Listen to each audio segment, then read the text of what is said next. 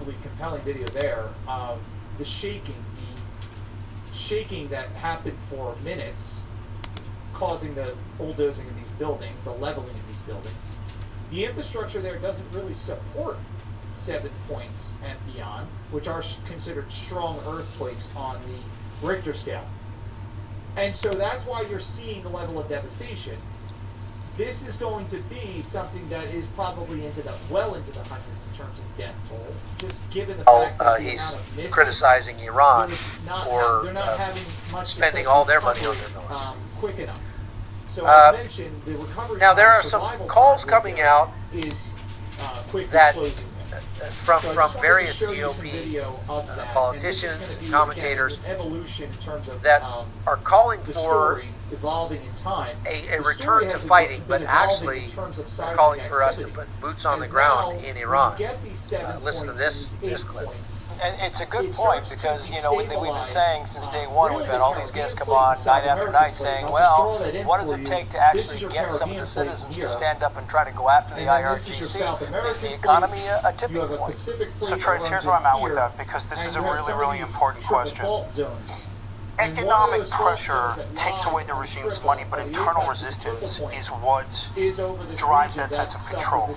You cannot, in my opinion, simply apply economic pressure. I agree with General Steen, I agree with Colonel Howell.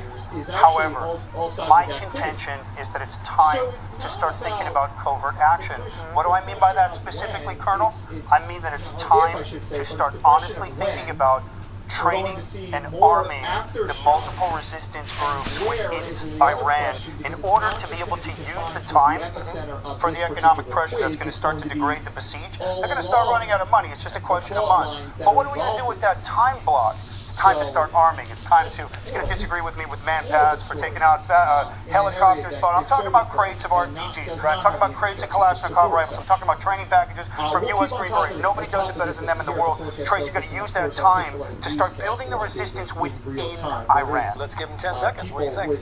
Well, I think it's a good idea. It actually, covert action always works best once it wins along. When you have everything from warm-up to wind down, connect with the level. Everything you got. All around switching topics to our weather, and it's completely different people. And the big where the focus is I think this is the time to do that. Yeah, except we're not allowing Israel to be in this thing as much as they would like to be. We're telling them, no, we don't want you to attack Iran. Again, I don't understand how that's good for American national security. The point they're making there is that the policy of starving Iran out will be sped up. You know, that tactic or that strategy will happen faster if we also start working it from the other side and supporting the opposition groups inside Iran. Even, I've said this multiple times, even if we just started airdropping weapons over Iran, knowing that half of them at least would probably get into the hands of the besieged and the IRGC, we would be putting some weapons at least into the hands of people who would use them to fight the regime. And that wouldn't be a great plan. The better plan is what he was saying there, is that we would intentionally go in and identify those opposition groups, help them to organize, then bring them weapons, train them on the weapons with some Green Berets in there, and then send them out to fight the IRGC. Doing that would vastly speed up this process.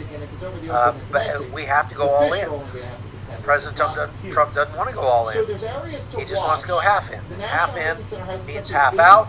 Half out means you lose. That's all there is to it. And you see the trajectory over the next now, Senator Cotton, Tom Cotton, was agreeing with this in the radio interview he gave yesterday. Listen to him. At this stage, we haven't had a major exchange of fire now in, I think, 9 or 10 days. The president said last week that there may be a deal underway. I frankly think there's never going to be a deal with these revolutionary fanatics. I wish we had simply finished the job back in early April, whether before starting this on-again, off-again series of ceasefires. I don't think it's too late to finish the job. We need to destroy the remnants of their military, especially their military assets that are near the Strait of Hormuz that continue to threaten shipping through the Strait of Hormuz. If we did that, we'd be able to get more tankers out every single day. That would help get the price of gas and diesel under control for Arkansans and all Americans. It would also prevent Iran from using that point of leverage in the future. So, he's essentially agreeing. We should have finished this back in April. We should have just not stopped until it was done. But that gas price is kind of the trigger, and when it gets above $100 a barrel for petroleum, President Trump gets a little gun shy and starts wanting to pull back. That economic pain that we're putting on Iran, though, is having an effect. And there was another clip here from Fox that talked about that. This is, take a listen. There's every reason to believe that Iran will blink first for the simple reason that they're simply running out of money. And our UN ambassador, Mike Waltz, said yesterday, there's one man that they're really afraid of, and you know who that is? That's Secretary of the Treasury, Scott Bessent. That they are feeling this economic pressure like never before. And bear in mind, President Trump did this in the first term. We had the maximum pressure campaign. By the end of his first term, we had them down to single digits and billions of dollars in accessible foreign reserves. And that's default territory. So this isn't about them feeling pain. They're well past that stage. This is about them literally running out of money. They can't pay their soldiers. They can't pay their besieged, their security forces. That's when things start to fall apart. So, good point. She does have a point there. But again, we could exacerbate that process by hitting them from the other side and by continuing to bomb and stopping with these farcical negotiations. Nobody at this point believes that there are serious negotiations going on between the United States and Iran. Nobody. I mean, they're just not. There's no indication that they're anywhere near any kind of agreement. Even if they are talking, their conditions are mutually exclusive. They cannot exist in the same world. Iran is not giving up its claim over the Strait of Hormuz. And the United States cannot allow Iran to control the Strait of Hormuz. Those are two mutually exclusive things. So, there we go. Before we get over to our questions for today, I got two more things. Number one, Ukraine struck very, very deep into, actually the furthest that they've struck away from Ukrainian territory inside Russia, all the way on Russia's east coast, and blew up an oil refinery there day before yesterday. And then last night they struck the naval base where the remnants of Russia's Black Sea fleet are housed, and this is what that looks like. Spectacular fireworks here.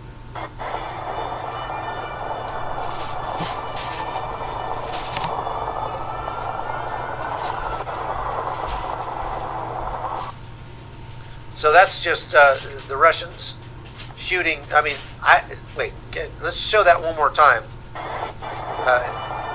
Just look here. Look at these tracer rounds.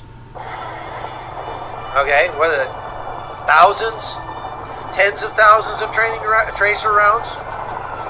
Those are not small bullets. Those are not the kind of bullet you fire out of a rifle. Those are air defense rounds, which are like maybe 14.7 millimeters. It's about that big a round and about that long. These are the kinds of things that they're firing, and those tens of thousands of rounds they fired at whatever Ukrainian drones were coming in, even if they hit the drones and blew them all up, all of those tens of thousands of rounds have to come back down to earth. And so those things have some pretty serious mass behind them. They will go through the roof of a house. They'll go, through a car. And there, of course, the Russians don't put out how many casualties they have from falling. They call it debris. It's not debris. It's their own air defense weaponry. They don't put out how many people are killed or injured by that, but it can't be. It's a non-zero number. I promise you that. I mean, that's unbelievable. Pretty wild stuff. But again, Okay, so and on a lighter note, I just wanted to play this clip of Marco Rubio because when you think about Marco Rubio running for president in 2028, you want him to be approachable, not just competent. He's super competent. We all know that. And he's very well spoken. But you also want him to be approachable. And he did an interview with some podcaster with his wife, and they had some pretty funny discussions. Listen to this. RFK's diet of red meat and This is a fermented crazy vegetables. diet. This is a diet that consists of sauerkraut and meat. Now, you understand, like, this is not a sustainable thing. Like, you can't just walk into it. Well, he sustains it because he Can does you it. imagine? If he has to travel with coolers of But he sauerkraut, does- I'm not he going to does- travel the world with a cooler full of sauerkraut. It's ridiculous. I can't do it. It's not sustainable. Are you Maha? I'm in favor of Maha. Like, I think people should No, be he healthy. is not. But I think ultimately, He is completely not. What's he eat? Pop-Tarts. no, I don't eat Pop-Tarts every day. Okay, you eat sweets. The Pop-Tart is one of the great American innovations in history. Whatever you think about it, it comes in He beautiful eats foil all the packaging. things you should not be eating. Every I single saw thing. pumpkin ones. I almost got one. I saw pumpkin ones. So I just thought that was funny, Yeah, and Walmart. I thought it'd be worth seeing. They're on one of the That's end caps. another reason why I like Marco By the Rubio. freezer He's- section He's on the end just cap. seems like a real guy, you know. He doesn't have a ton of pride. He doesn't have a big chip on his shoulder. You can tell he's not the biggest ego in the room wherever he goes, and that is what I'm looking for in a president. I know he's a Christian. I've met him. I've talked to him a little bit, and I obviously want somebody who is submitted to somebody to his creator. And because anyone who is not submitted to their creator becomes the end-all and be-all of their own existence. And that's a miserable place to live. You do not want to be the end-all and be-all of your own existence. You don't want to marry somebody who is that way. You don't want to follow somebody who is that way. Who they are the greatest thing in their own life. And I think that Marco Rubio displays all of the kinds of characteristics that I would want in a president. Let's hope that he gets to run in 2028 and JD doesn't. Okay. All right, let's get over to our questions, folks. We just hit 40 minutes. I've got another interview right after this, so I'm going to probably cut it a little bit short today. Do you have any quick update on Russia, Ukraine? We hear it's close, too close for comfort for Putin now. They are about to mobilize, to do a large mobilization inside Russia. They have been mobilizing people, but not a general mobilization, meaning every fighting age man needs to report for duty. But they're getting closer to that point all the time. Putin's been trying to avoid it by buying soldiers from North Korea. Now think about that. You're a soldier in North Korea. You're glad to be in the military because it's one of the few places where you might actually get enough food to survive and get a little bit of a paycheck perhaps. And so you're glad to be there, but then you get told by your commander, oh, you're going to Ukraine, you're going to fight for Russia. There's two things about that I think are remarkable. One is those guys are likely not coming back. They are being purchased as expendable munitions in this war against Ukraine. On July 31st, but this would mark the first time in history when North Korea has attacked Europe. And they've now got close to 50,000 troops that have been sent to Ukraine. About 20,000 of them are no more, have gone bye-bye. They didn't go back to North Korea for the most part. Very, very, very, very few of those 50,000 North Korean troops will ever see their homeland again. There's two reasons for that. One, they're going to get killed in Ukraine. Number two, even if they don't get killed in Ukraine, North Korea doesn't really want them back because North Korea is an extremely closed society that relies on, the control that Kim Jong-un has over his people relies on the fact that they don't have any visibility on what the rest of the world is like. So they have to take his word for it when he tells North Koreans that North Korea is the best place on earth and everybody else wants to be like North Korea. That's what he actually tells them. For that reason. But you send 50,000 troops out, and if any of those troops come back home, they've seen Right, but somehow another part of the world. the And predisposed Russia, even though awareness and most of it is a securities third in world place country, that have the open and lines. the fact that Russia is embroiled in this war, and To so an their extent, economy's in yeah, shambles exactly. and all that, even still, those troops that go fight for Russia are going to see that there's a whole lot better stuff out there than what they have in North Korea. North Korea is worse than a wartime economy.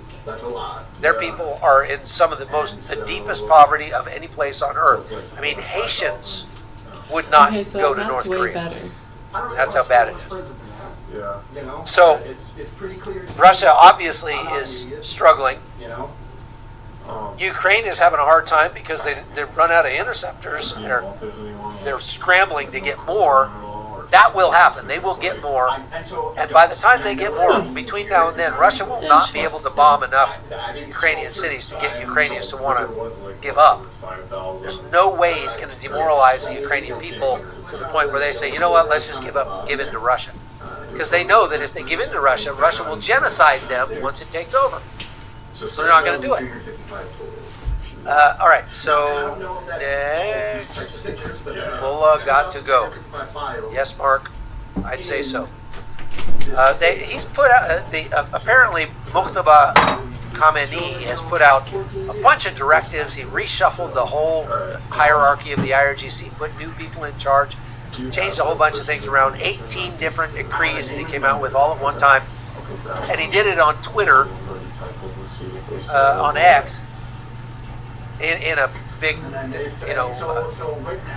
multiple tweet storm. But still, nobody's ever seen him. Nobody's actually spoken with him. We've not heard his voice.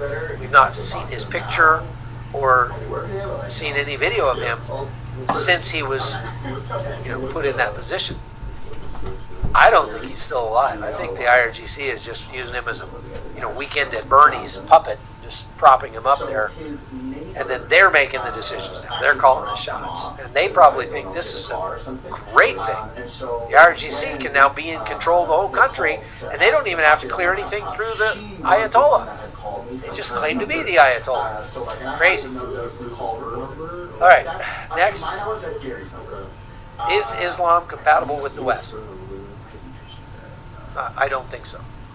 Islam is a political, it's a political system bent on conquest. So if you want to invite a political system bent on conquest, let's say that there were there was a subculture of people somewhere, I don't know, in the world who, let's say in Mexico, who said, our job is to take over the United States and return it to Mexico, because a large portion of the West was once Mexican territory. There actually is a group like that. They're called the Aztlan movement. You can go look them up. But and they started shipping people into the United States with the express purpose of setting up offices to recruit people to join their cause. Do you think the United States would have a problem with that? I do. We better. But that's exactly what Islam is doing by putting up mosques all over. And the fact that they are a religion is it's a false flag. It's a Trojan horse. They're coming in under the guise of a religion. But if you really study Islam, you'll realize this is not a religion. It's a dominance strategy for these Arab men around the world. So anyway, that's what it is.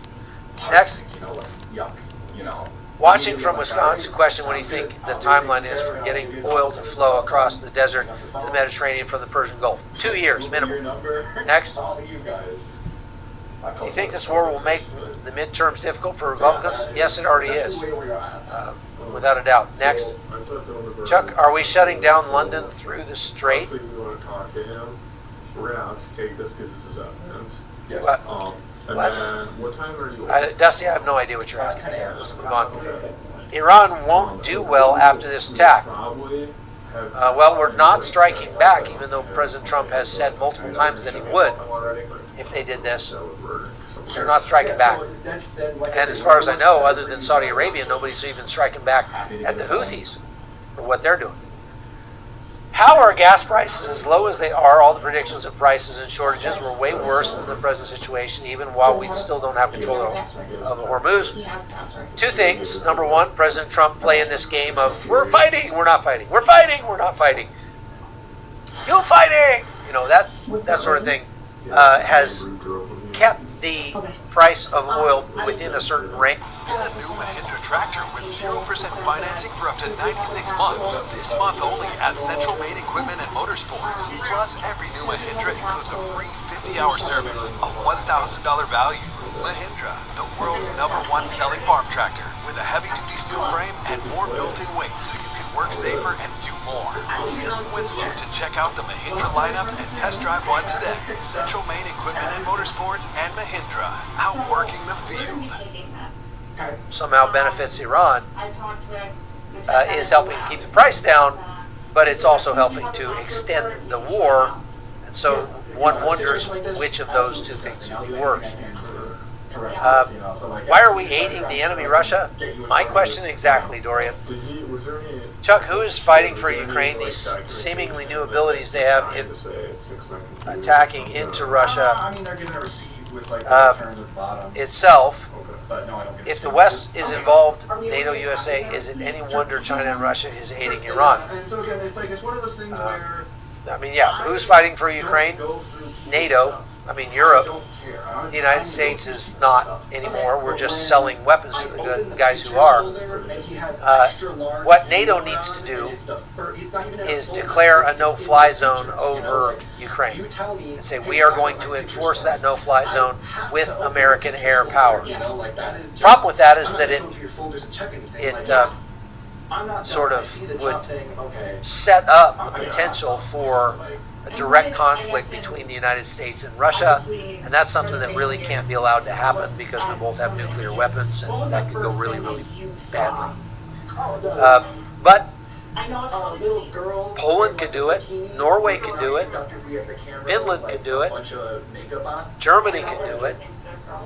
They could say, we're going to send our planes and we're not going to allow any drones, missiles, aircraft, or anything to come across that border. We're going to shoot everything down.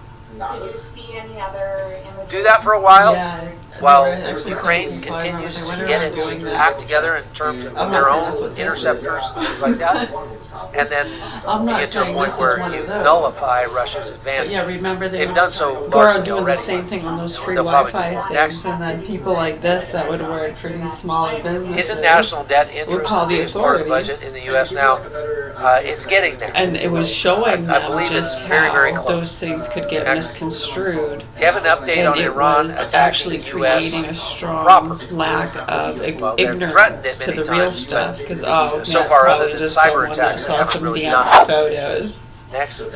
Right, because when you see like some of the photo strips of like say people that have their kids doing a lot of that stuff at young ages, glamour shots and dance class and gymnastics poses, and some of them have embellished quite a bit. And then we're purposely going around to those free Wi-Fi. No, I don't think he's waiting purposely to get closer to the election. I'm not saying that's what happened with this one. He actually wants to stay as far away from the election. But yeah, there was a can with this string of war. those that happened. So it would not what be was to the his purpose in benefit that? to wait We just until closer to the explained elections. it created a huge lack of ignorance and he's to already real in it, stuff, so he can't really like stop MK Ultra stuff. completely Oh, it's and wait just the till fake after the stuff elections. where There's not really any benefit people to that either.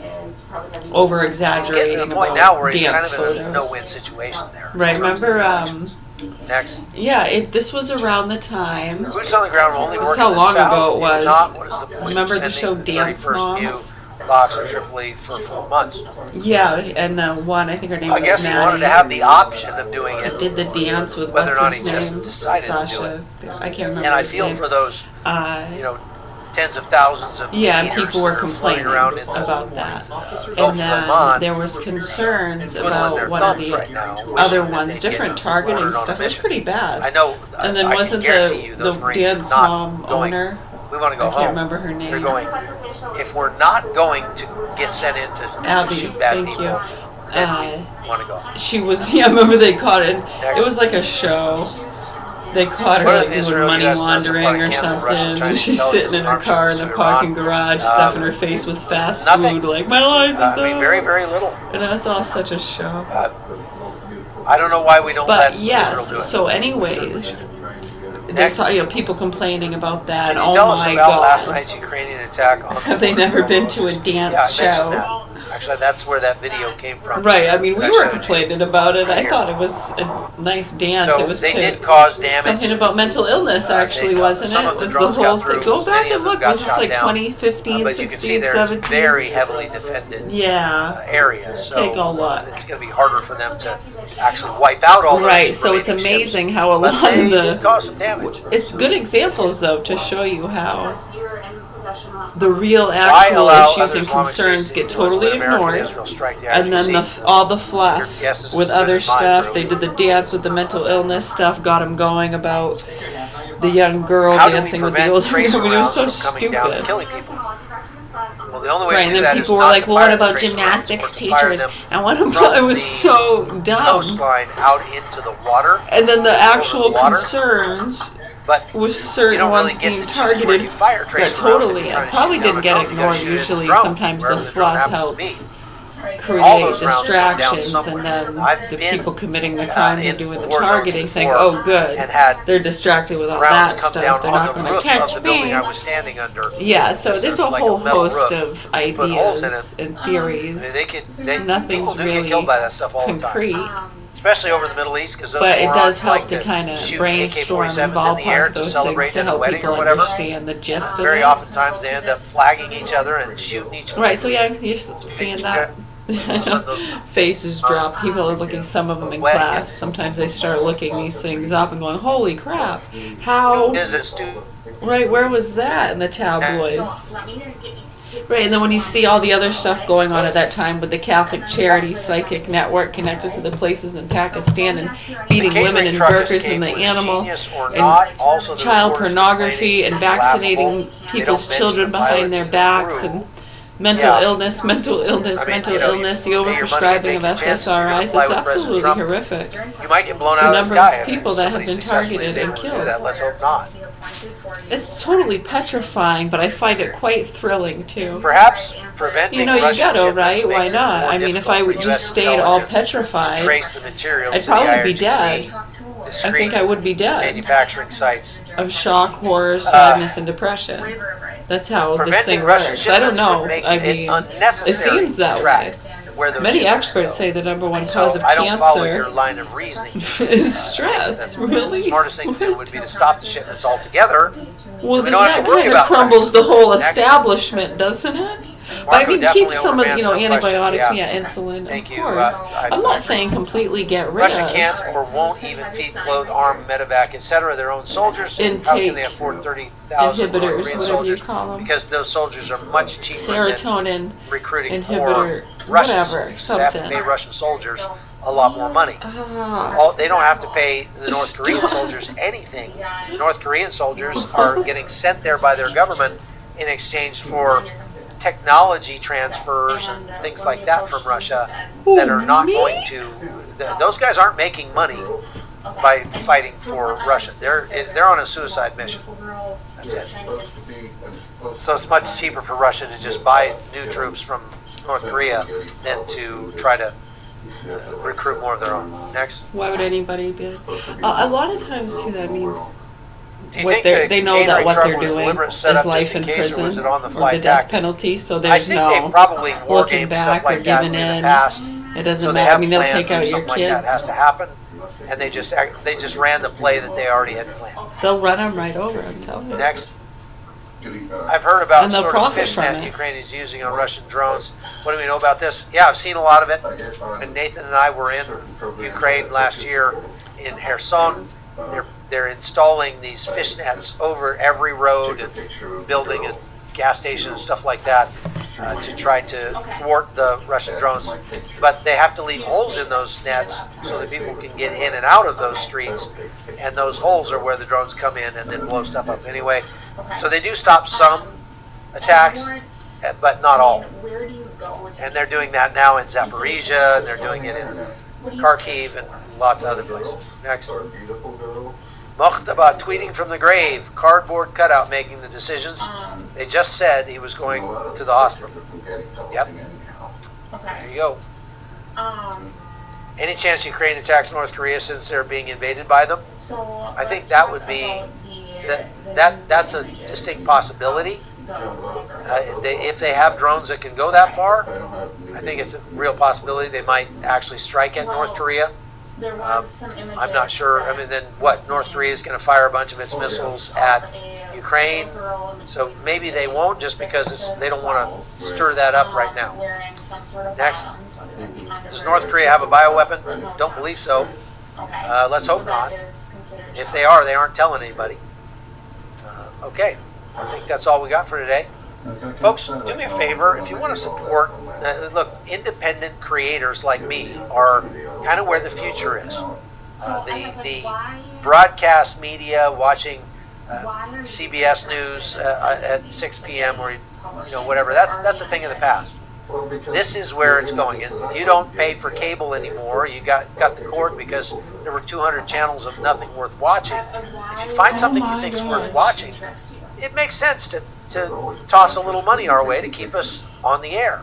And that's how we manage to help people all around the world, sending some more money down to Colombia to those people down there. We're going to send some money to help with earthquake relief in Colombia and help the women's prison down there.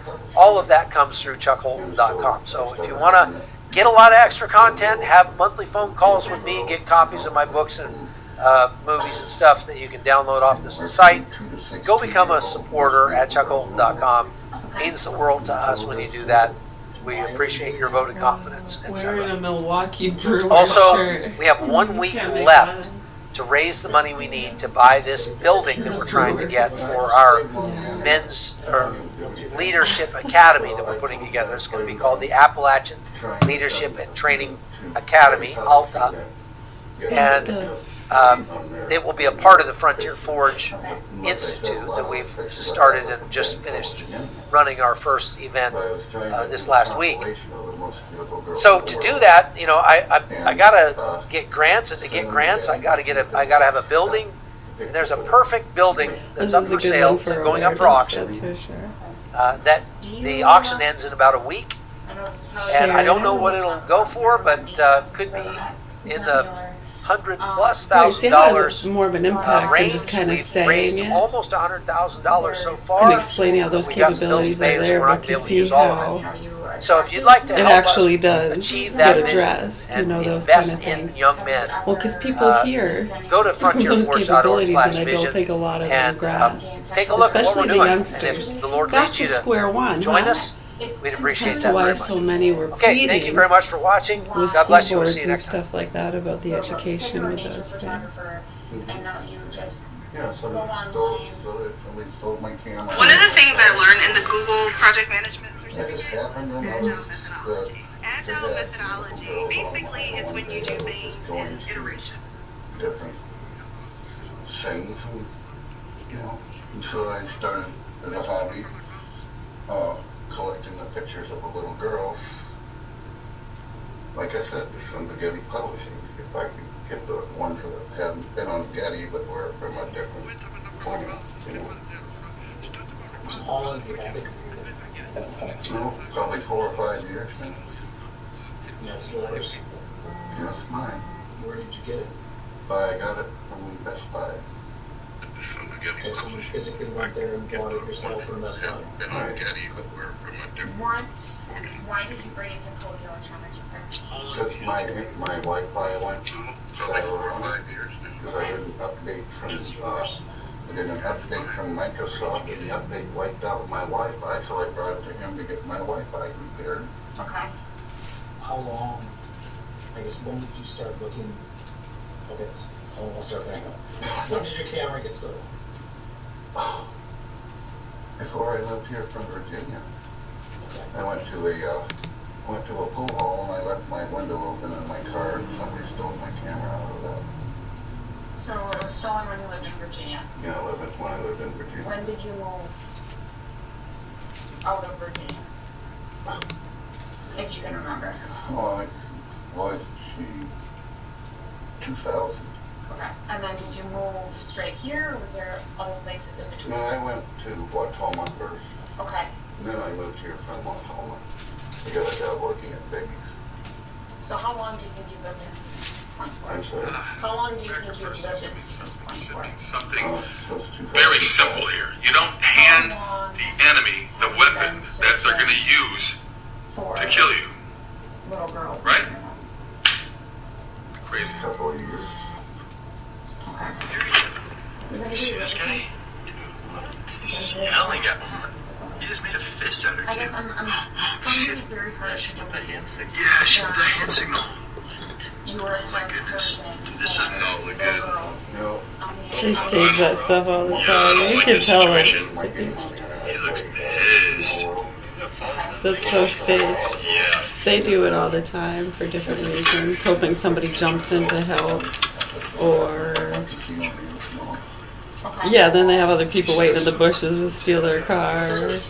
Oh, she's covering her head. Yeah, well, actually, investigators too used to pull that sting where they would stage a fight and walk away from the car, and then wait for somebody to steal it,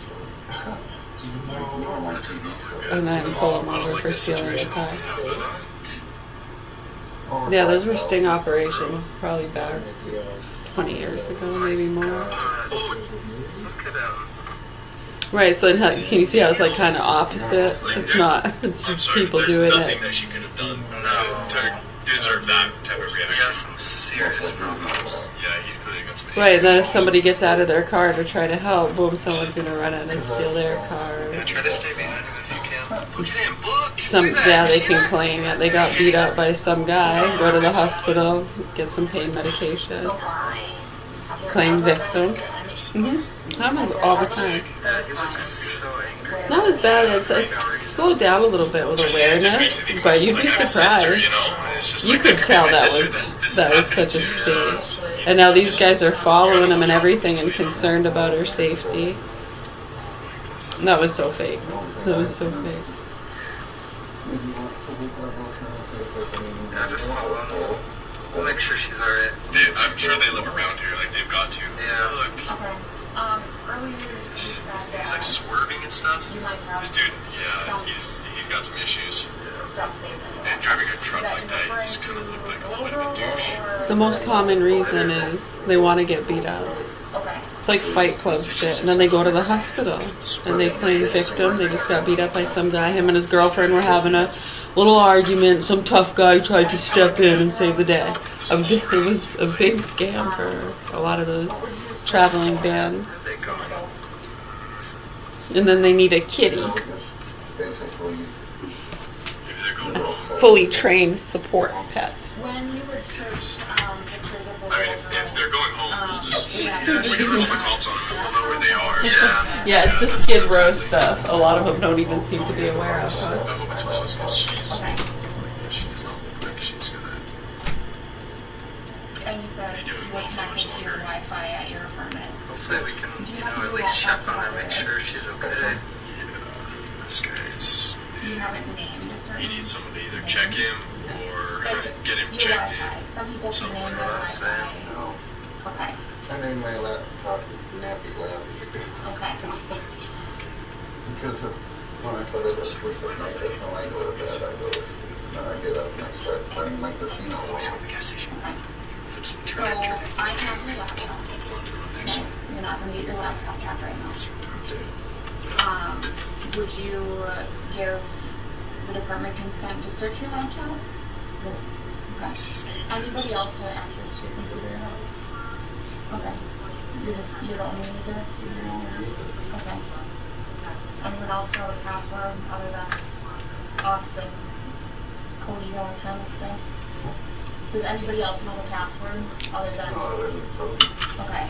So Gary, you are going to go to jail today. The back seat.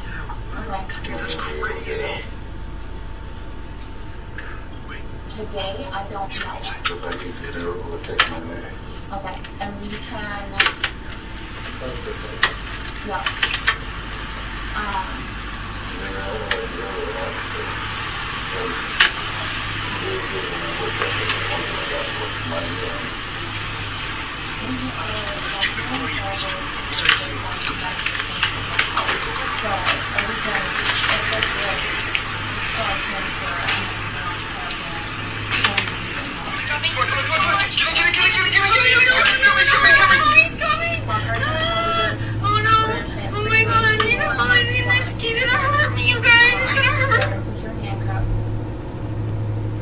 Search you, make sure you got nothing in your pockets, but everything's okay. And then we'll follow you. They're gonna bring you to back to your apartment, okay?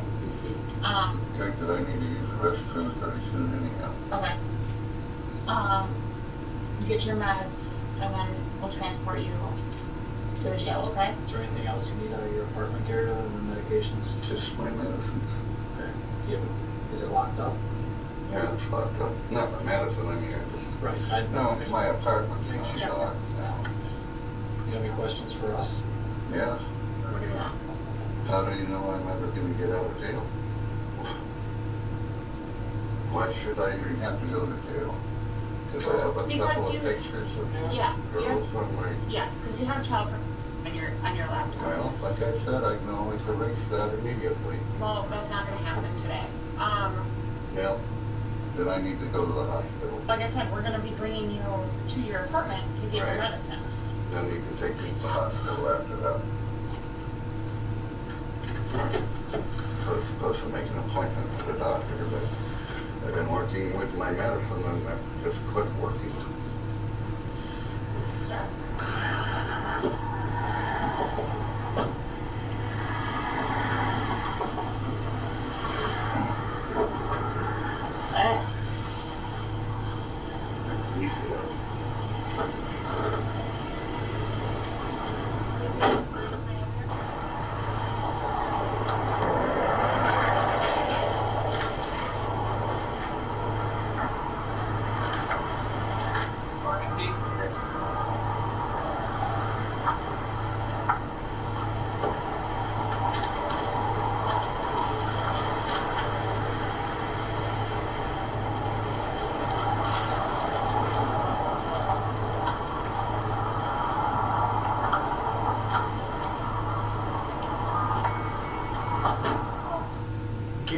was arrested after returning to the computer repair shop to retrieve his laptop. A later forensic examination of the device uncovered hundreds of images investigators flagged as, along with hundreds of additional files that were marked for further review. Investigators also found extensive search history and saved material involving young girls. The findings were documented, and the case was ultimately forwarded to the Portage County District Attorney's Office for further review.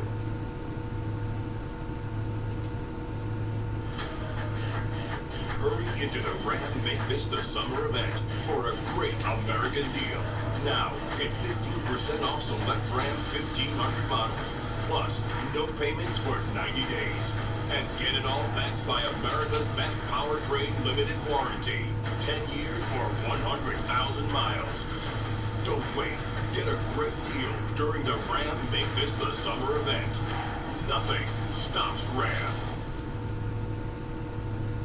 Dirigo Federal Credit Union was born and raised here in Maine. And like Mainers, we're built on grit and a lot of gumption. We know your name, we know your story, because real community starts by knowing one another. Visit us today and experience the Dirigo difference. I need a job. You worked in a kitchen before? Sorry. Yeah. This guy's a master chef. Let me teach you this. My place in the world is in the kitchen. Sylvie, what is your name?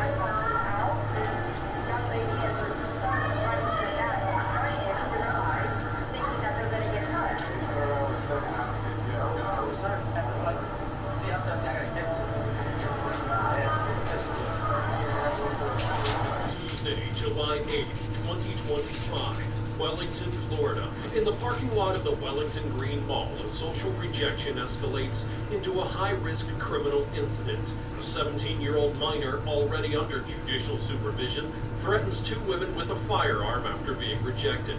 What makes the case critical is not only the intimidation itself, but what is later confirmed. The weapon does not belong to him.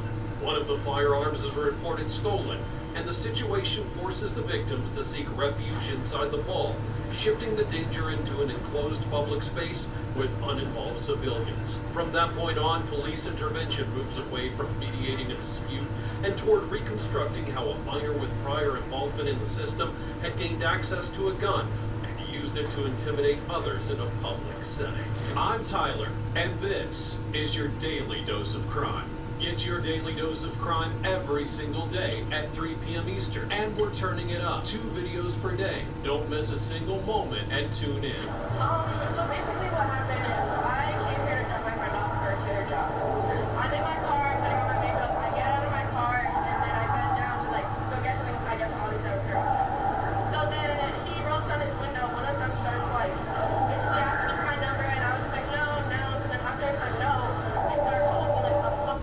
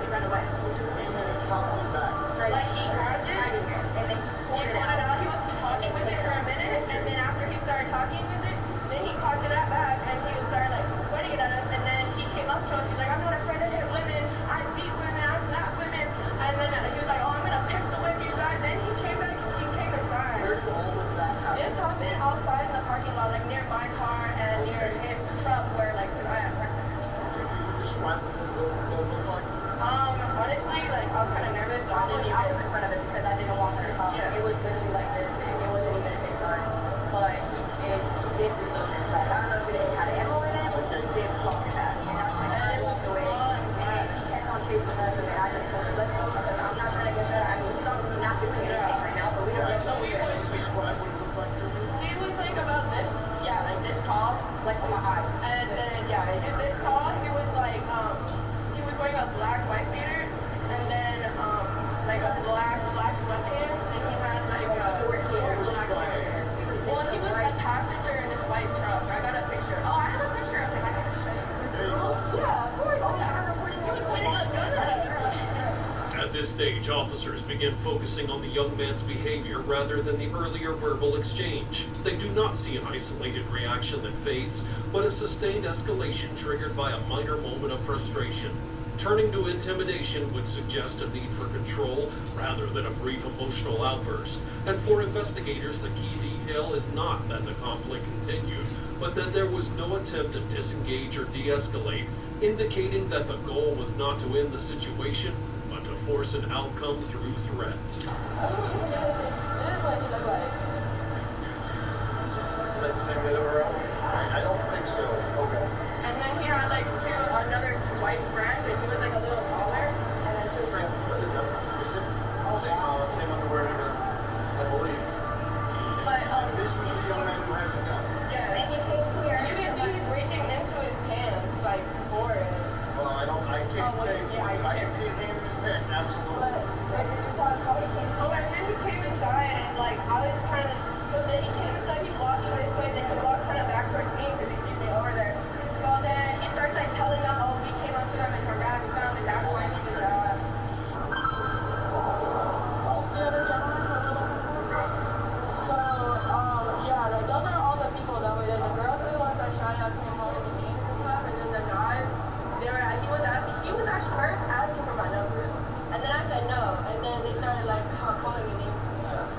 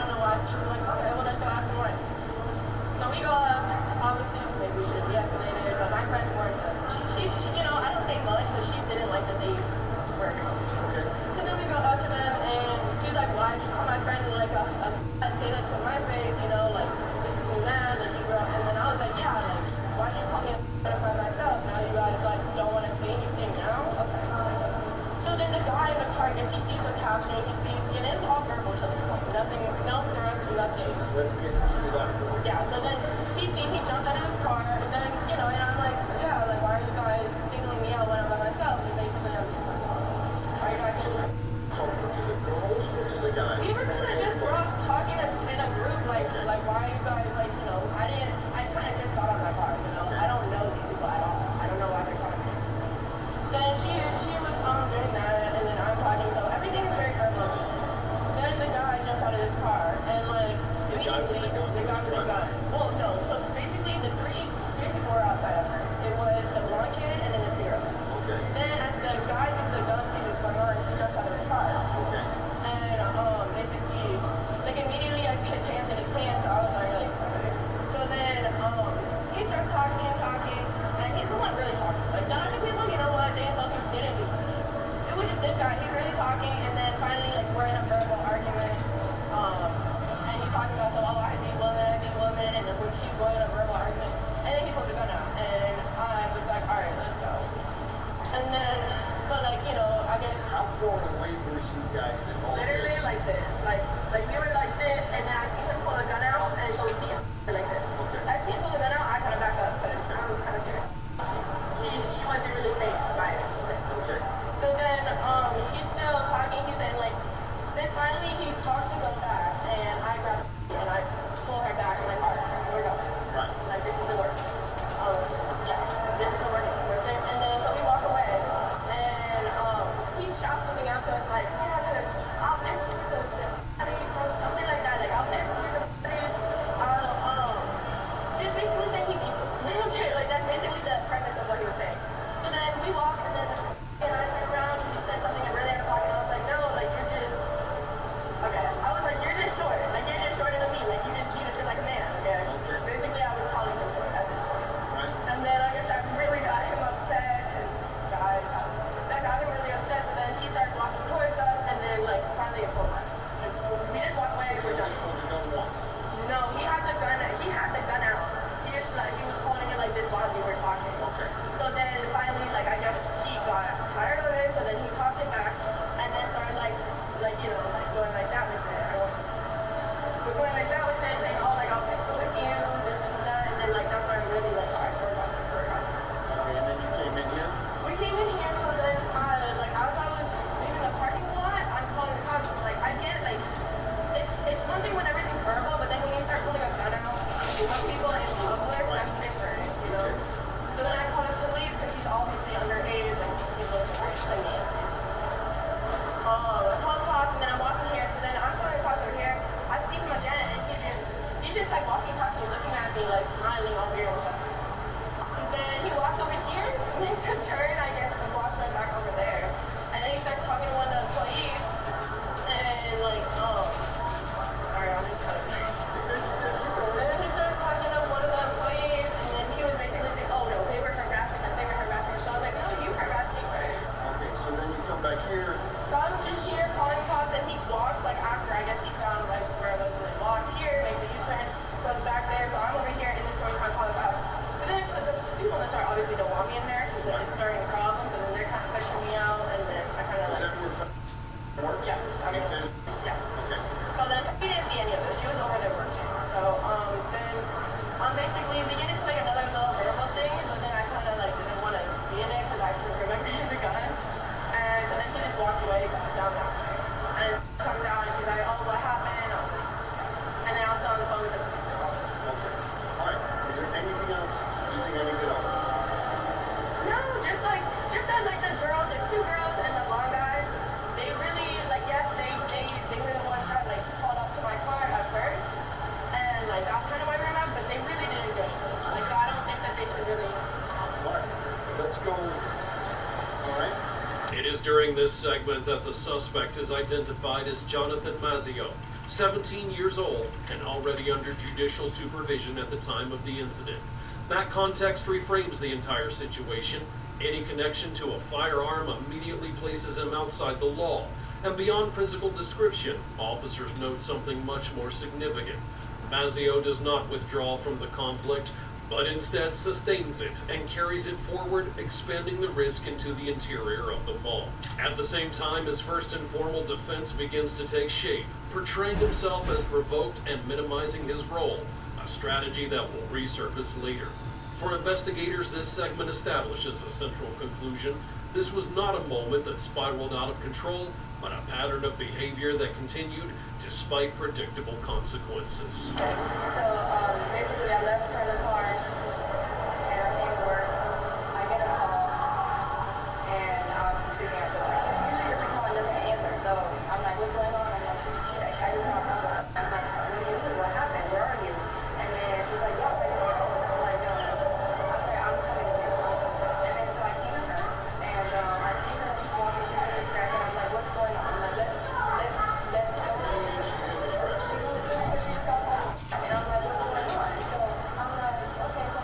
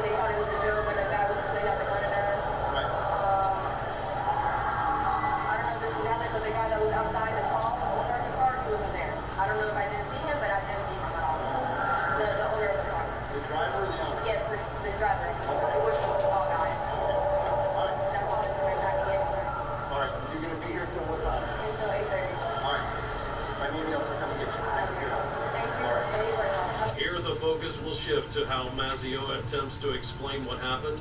Without being prompted, his version begins to circulate. That the women exaggerated, that he only meant to scare them, and that the situation was misunderstood. For officers, this kind of early clarification does not function as an explanation, but as an effort to reduce responsibility. It also becomes clear that he does not view himself as the one being threatened, but instead frames the intimidation as protection of others. Once it's established that the firearm was not his, the focus moves away from ownership and toward a more critical question: how he gained access to it and why he felt entitled to use it. So, you start out with 7 ask if you have guns. Turn around for me. No, go with it, right? You got guys hiding guns and lots of good. But, as I was saying, so she came up to our car. And mind you, me and my homeboy are licensed carriers. Okay. So he has his license. See, I'm saying I got gifted. So he's legally left his own agency. Yes, it's a pistol. I got gifted ticket, so I doesn't matter. He's licensed. My homeboy. Alright, so you're wrong on that. Good. He's licensed, but anyway, thing is, they come to our car, threatening them on video, threatening those two girls. The girls Yes, on their phones, on video, they're coming up to them, screaming at them, and I come out the car like, what are y'all doing? Mind you, the homeboy's pulled out his license, so I grabbed it for him, and I have it in my hand, holding it. You're saying your friend, you were grabbing that license. Yes, he said grab his gun. I was like, they're coming up trying to fight them, but they're young underage. And the girl get out her job, go fight her. For what? They didn't do that. So they come up to the car, right? So I'm not letting them just beat on them. So I came out like, what's like, what are you gonna do? Like, I'm not pointing at nobody, nothing, none of that. And some points towards the ground, I'm off the safety on everything. And in the holster. And so they came up to have an altercation. I said, guys, go around. I'm yelling at them, move around. Like, we're not trying to do nothing, move around. I'm like, get away. And they keep coming back. The girl, the JD worker came in my face to face. I said, move around. I said, I had threatened him. I said, I slapped girls, but I always slap girls. I just saying it scared them. So I slapped girls. Move around. I'm not going to try to fight. So the thing is, they were trying to fight them. I was trying to defuse the situation. I said, my part. No, they just keep we didn't do that at all. And we came here to get a Starbucks. And they came out to us. Where is your truck? It's outside.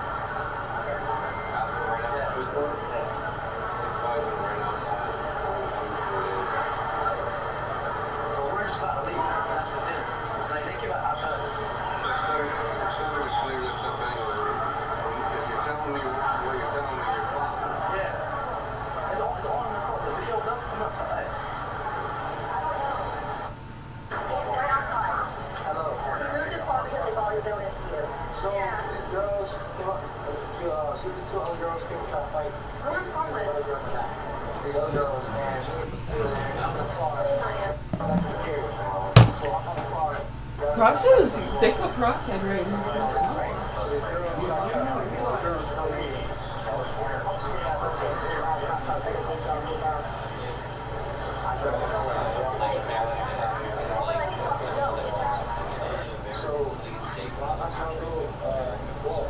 So back in 2021, I had GTA charge. I had battery charges, thing. What's it called?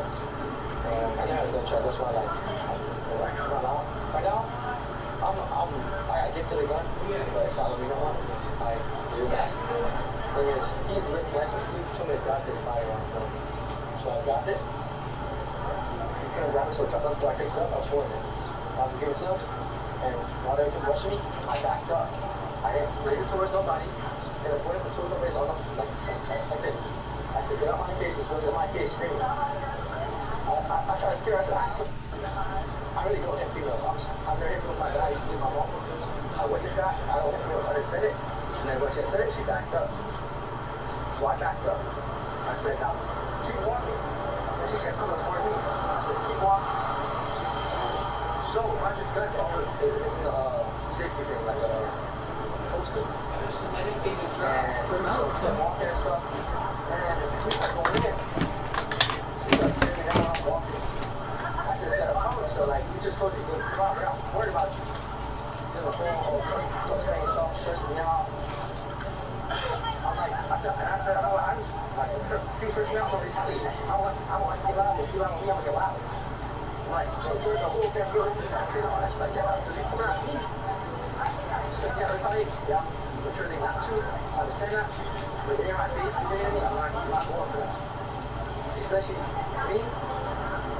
I'm not that type of person, you know. But I don't look for no new stuff, go find trouble, all that stuff, you know. I'm just trying to get back on my feet. I just got out not too long ago. I got out because my ex-girlfriend, she stole my mama's car. I didn't know it was stolen. Like all those charges dropped out in 2K, I took 2 charges, but I wanted to not drop because that girl stole my mama's car. I didn't know. She came pick me up with the breakfast, and I was held at gunpoint. I shot my ex-girlfriend, but that made me change like. This hurts, but like, see my girl want me to kind of dump like my charges that I had done in my past. That hurt me to the side, so I got changed. I started going back to school, get my GED, go to GED school, get paid, start working. So I'm doing what I need to do now, so I can do what I got to do in the future. So that's why, like, all that, like, you see, I'm not from over here, I'm from Lake Worth. So the thing is, I was raised on violence about game violence. I'm not a gamer or that, but it's just when I was shooting. Yes, sir. Mazio's explanations lose credibility when he acknowledges that he's on probation for a prior juvenile case, while those prior charges are not detailed on scene. Their existence alone indicates previous involvement with the justice system. From that point forward, his statements carry a different meaning. Someone on probation understands that any contract with a firearm constitutes a serious violation. For officers, this distinction matters. They're not dealing with a teenager who's unaware of the consequences, but with someone who's already been warned by the system and nevertheless chooses to cross the line again.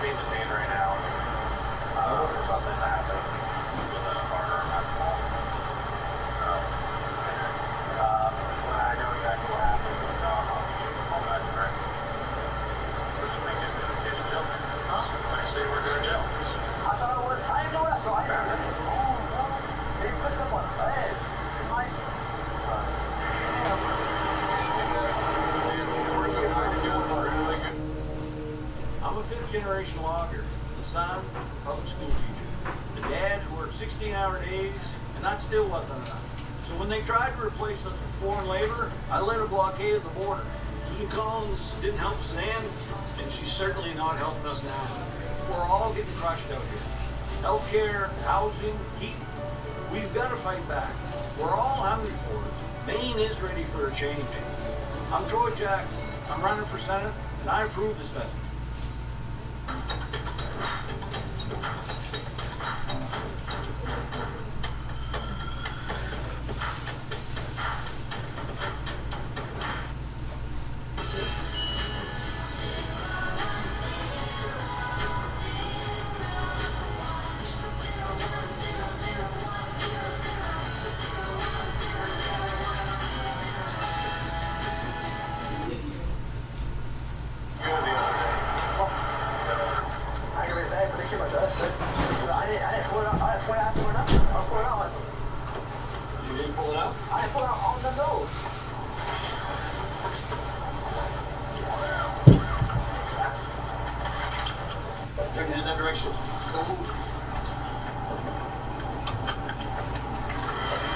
I did not speak to your father, but we will make sure that he is aware of everything. You will be given an opportunity to make a phone call when you get to the jack.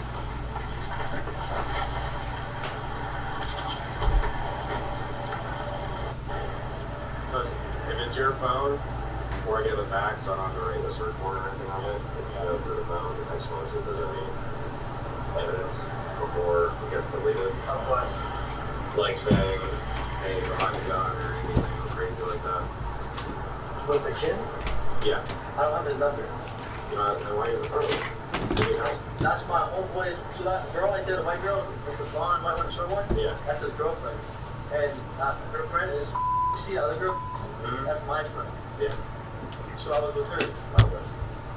So friends through girls? Yes. The straight girls in there, there's no phone. No number, no. I mean, that's not him. Yeah. Yeah, so, alright, that's fine. I don't know platforms. No, you're right. On those you can. On those I don't. That's fine. I just want to see if there's anything that's not deleted that I would Where's the case, bro? How to 30986. Can you want to open? What? Any last words before we go real fast? Okay. I'm not trying to spend a lot of time. That's not spending a lot of time. You go. Am I going there? Yeah. Legally I have to because I'm your father, so yeah. Your mom's dead, so she won't be there. Appreciate it. Thank you very much. Appreciate it. Yep. Have a good night, Tom. Following his arrest, Jonathan Mazzio was formally charged with possession of a firearm by a minor, delinquent in possession of a weapon or ammunition, and 2 counts of aggravated assault with a deadly weapon. The case was filed in the Palm Beach County Circuit Court, where on August the 20th of 2025, he entered not guilty pleas to all charges. The court would set a total bond at $90,000, reflecting both the seriousness of the allegations and his prior judicial status. The case remains open and pending, awaiting decisions that may determine whether it stays within the juvenile system or moves toward proceedings with more severe criminal consequences. The outcome, still uncertain, raises a central question. What happens when a prior warning from the system is not enough to prevent a minor from resorting to armed intimidation again?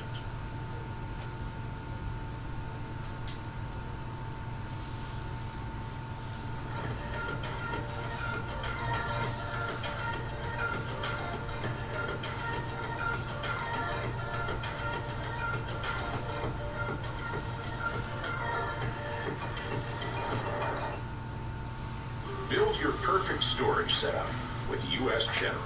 From roll cabs to carts and accessories, get customization that's affordable and built to last. U.S. General. Only at Harbor Freight.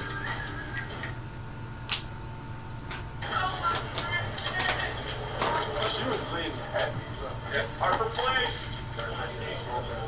Potential suspect is the expert.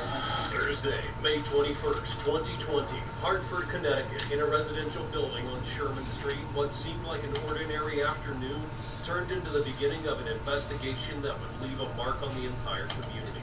A 911 call reported an attack inside the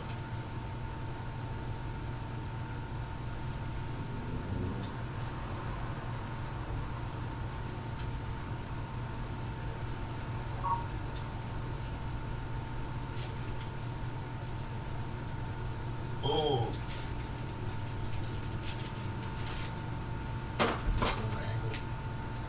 This might be another angle. Let's see somebody gonna be a clip. Okay, somebody sent me a different clip here. Go ahead. 4102, you need help with just traffic control on this incident at Highway 93 and Gulf Force Road. Thank you guys for tagging me. Let me show everybody this. Now a different angle. Also, be advised, we can't get 4119 on his phone either.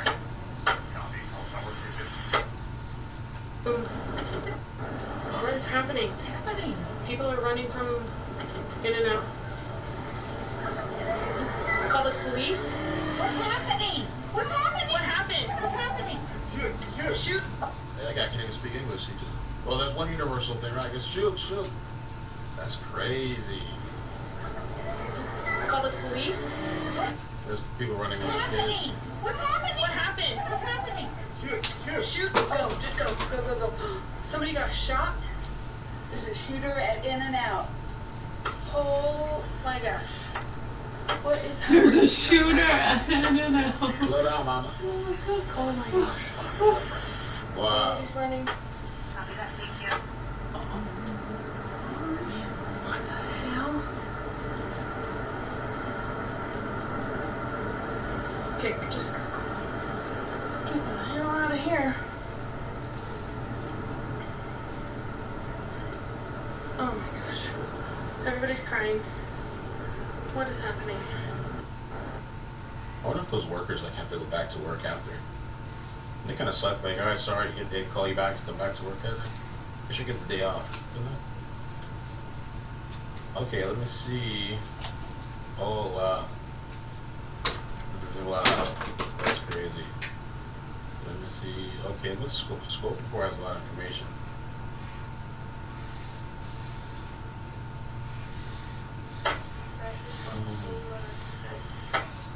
But I think people are leaning to more to two suspects.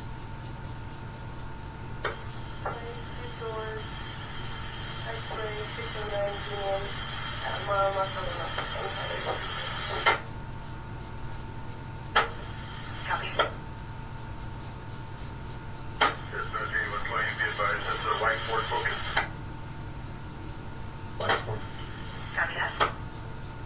City occupant.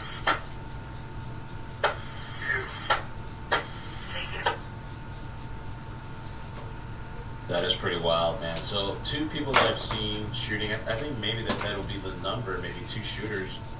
I mean, it could change. There was rumors of 3, but we got the one guy that looks like he's carrying a silencer. Got what bebop. And then there's another dude. Feels chilly. The other guy that was walking around with a bigger gun.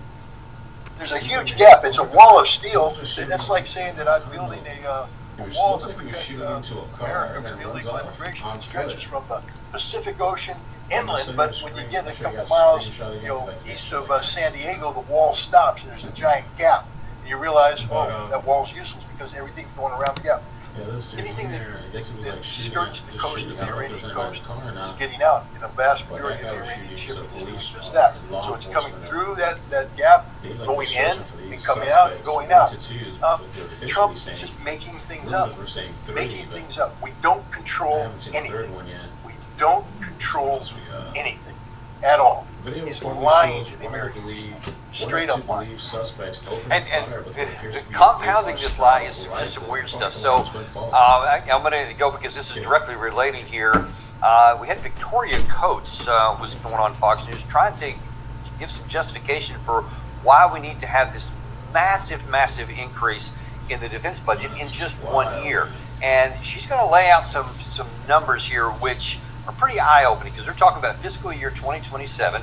And just as a preparation here, in the last year we made about 600 interceptor missiles, PAC-3 interceptor missiles, and that's up from about 500 4.5 years ago when the Russian war started. We've been trying to expand it. So we've gone from about 500 to about 600, and now watch what they're shooting for next fiscal year. New budget requests from the armed forces call for nearly 14,000 new missiles and more than 850 THAAD interceptors in 2027 alone. A major increase as the U.S. moves to rebuild depleted stockpiles and boost military readiness.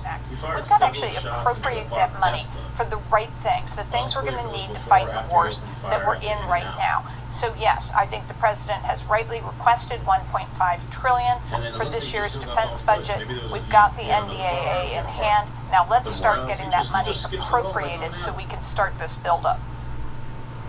What is she even talking about?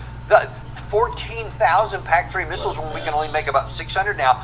He said in fiscal 27 alone. Maybe he was real wrong. Maybe that's what they're going to allocate, and it's going to be over a number of years. I mean, it's going to be a lot of number of years.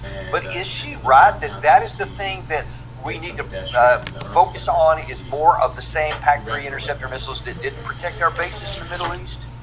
No, I mean, again, this is one of the reasons why the United States is not going to regain its status as a global military power anytime soon. To bankrupt ourselves even further buying weapons that don't work. I think what she's talking about is the funding of Patriots. There's just no way in God's green earth that you're going to go from 600 to 14,000. Okay. Look, everybody knows this. You look at motor casting alone. People understand that it takes 2 to 3 years to cure a Patriot motor.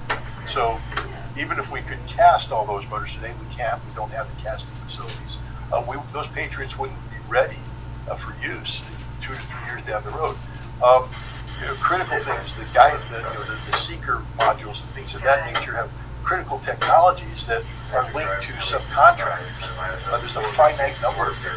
And, how do you get subcontractors up and running, producing these critical components to feed this chain? It's impossible. The paperwork alone, even if they were all ready to rock, the paper alone, certifications and things of that nature take time. Now, they can waive some of these things, but that's always a danger when you do that because the quality control comes in.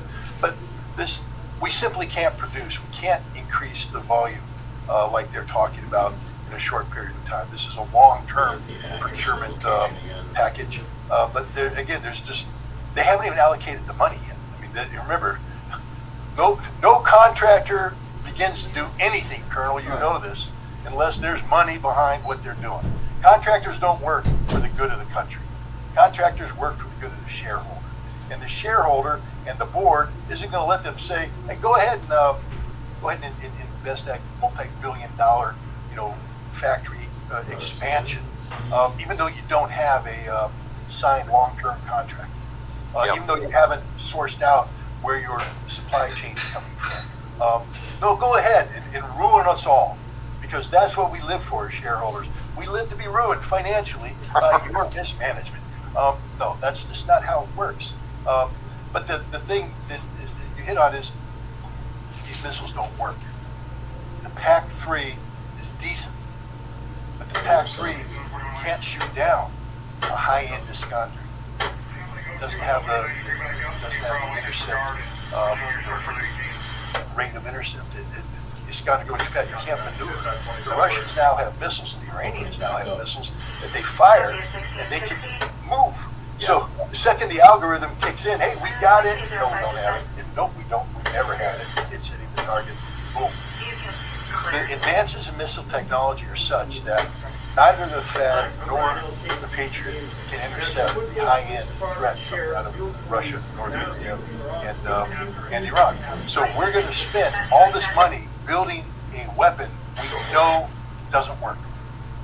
And by the time they roll in, we'll get this artificial sense of accomplishment. And I need to remind everybody that none of our weapons work. The SM-3 doesn't work. The SM-6 doesn't work. The THAAD doesn't work.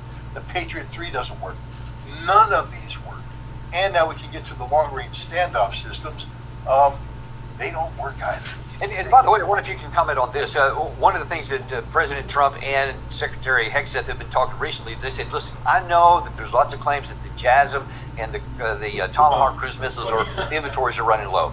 That's true. We're working on that. But hey, we've got so many other weapons. There's no problem. We've got like tens of thousands of JDAMs and small diameter bombs, etc. Those things can launch in. But I remember not long ago, maybe a year or two ago, there was a lot of reporting out that the reason why you don't see JDAMs used in Ukraine anymore is because the Russians pretty quickly figured out how to divert the guidance systems of the JDAMs so that they were never hitting the target. And I'm told, anyway, that technology, that intelligence, EW capabilities has been shared by the Russians to the Iranians. And so if you now go to a lot of JDAMs, those may not hit the targets. What do you know about that? You're 100% correct. It began with HIMARS. We provided the HIMARS system, and the first couple times it was used in June, July of 2022, we were hitting command post, this thing, everybody like, this is the greatest thing since sliced bread. The Russians they're going to lose the war now. Well, the Russians did a couple of things. They changed their approach. They said, well, now there's a weapon that can hit ammunition dumps, so we're going to not put a big ammo dump there. We're going to split it up. We're going to be more clever how we do it, command and control, not a singular command post. Split it up, have better communication capabilities, and they took the HIMARS, they reverse engineered the components, and they went, and we got this Now they start firing HIMARS, and this is its target. It's a GPS linked with inertial. So the GPS has to say, you're here, the target's here. Then as you fire, the inertial will lead you in there, but it keeps getting updates, GPS updates, make sure you're there. The Russians basically scrambled the GPS, and HIMARS started to miss. And then everything missed. We brought in JDAMs, dropped the JDAMs. They were never effective. They never did what we wanted to do because they missed. The Russians didn't just miss, they missed by a long way. The Russians have been jamming the hell out of all of our satellite guided stuff, the GMLRS, and the small diameters thing. None of it worked. None of it worked. And so this is why Starlink has become such an important thing. When I was in Russia in June, I met with 3 different people who were tasked by defeating Starlink. And they all told me, we got it. I said, really? You solved this thing?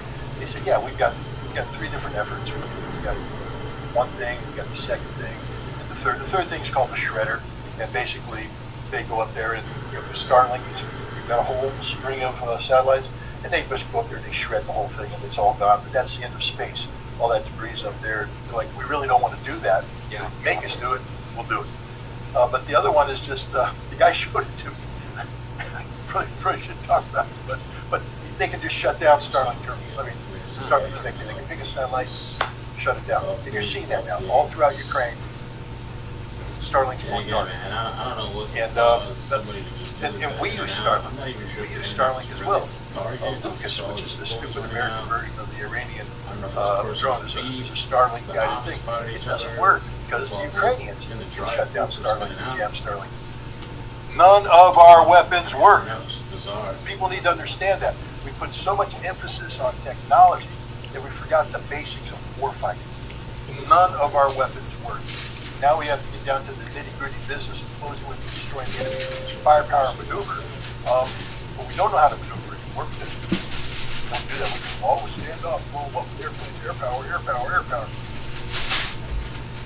And now F-35 dominating the airspace. I mean, these are the best damn airplanes in the world. They're invisible, right? Invisible. They don't fly in there because they'll get shot down because they don't work. Ladies and gentlemen, nothing we bought works the way it was supposed to work. Nothing we bought works. And when Iran kicked our ass in a straight-up fight, it should be the biggest wake-up call in the world. It should be, but you see, the Victoria Coast there, they're just, no, let's just do more of what we were doing, the exact same ones, and that's just, in my view, that's just building the case for our strategic defeat someday. Not an embarrassment, but an outright defeat, because we're setting ourselves up further. Well, listen, I really appreciate you coming out today. I'm sorry, I'm going to have to shut her down there. I've actually had somewhere else I have to be in just a second, but I'm always so great for you to come and share information here, which we're just not getting anywhere else in a perspective that is very unique to you. Thank you so much for coming on today. Thanks for having me. And we will be back with you here in about an hour or so from now. Robert Barnes is going to be back, fresh off the 1776 Law Center. That was a really good event. He's got some great stuff to share from the inside. And then Stanislav Krabivnik has just gotten back from the front lines, and he's going to tell us a little bit about what is actually going on there, the No Kids reality from the front lines. You'll see that at 3 p.m. this afternoon on the Daniel Davis Deep Dive. We'll see you then.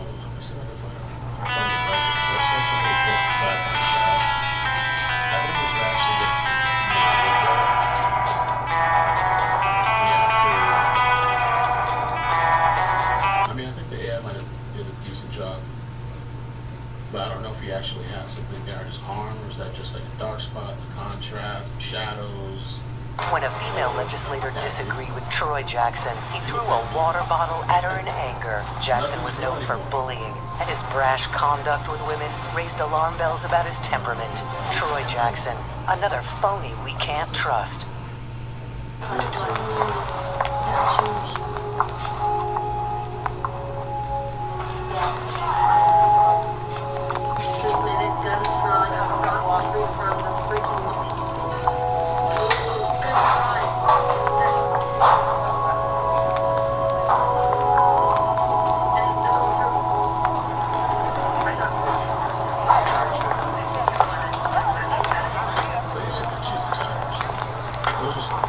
Bounce across the my body camera on, by the way. Where are we going today? What is that on her face? We're having a hard time hearing you right now. Step out of the car, okay? I swear, die, Commando! All right, everyone. I'm Frank Slope. I'm a 25-year veteran of a sheriff's office here in Arizona. Today, we're going to be doing some body cam breakdown. Real Body Cams is the channel that we found today's video. We've used them before. We like their stuff. And here's going to be another great video while we play body cam bingo. We've got card number 5 today. You want cards 1 through 5 as a set? Check out our merch. You can order it there. Let's get to this video. On December 1st, 2025, officers in Washington respond to a highway after an off-duty officer working store security reported a woman smoking marijuana and stumbling before driving away.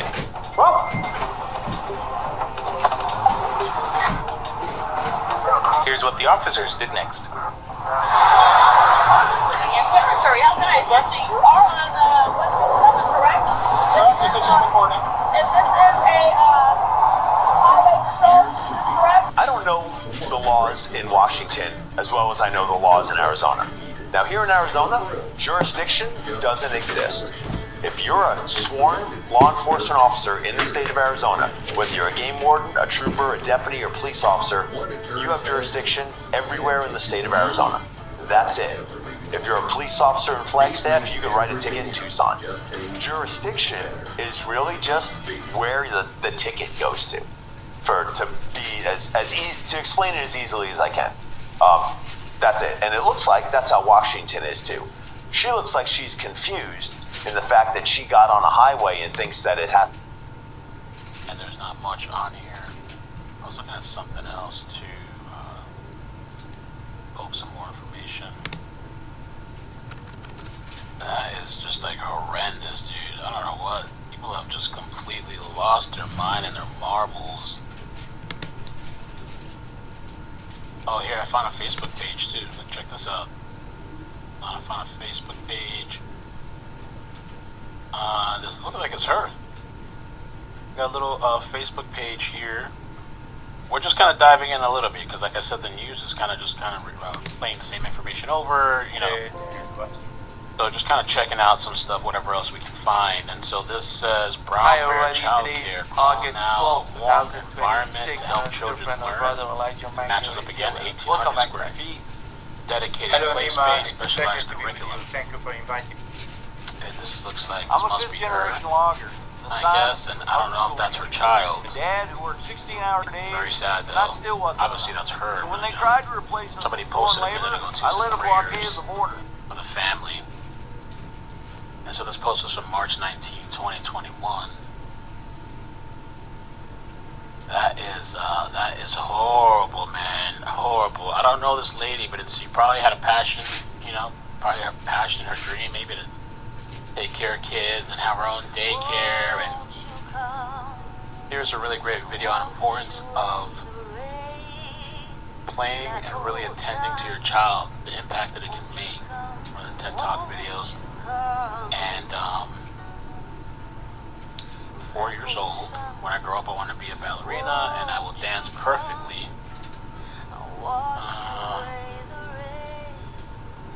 The kids there, post pictures, and redacts the for the kids, but looks like she has all kinds of activities, outdoor, indoors, a bunch of toys everywhere. I mean, she looks like she really loved what she was doing. She seemed happy. I mean, sometimes it's hard to say on social media, but it seems like she had a passion. That's the lady that I believe was killed today at the daycare, Brown Bear Child Care.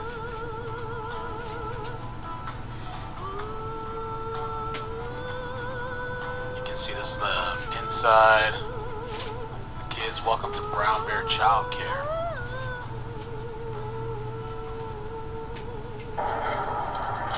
That's crazy, man.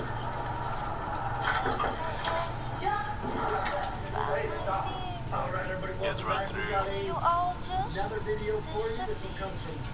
a little homemade pizza.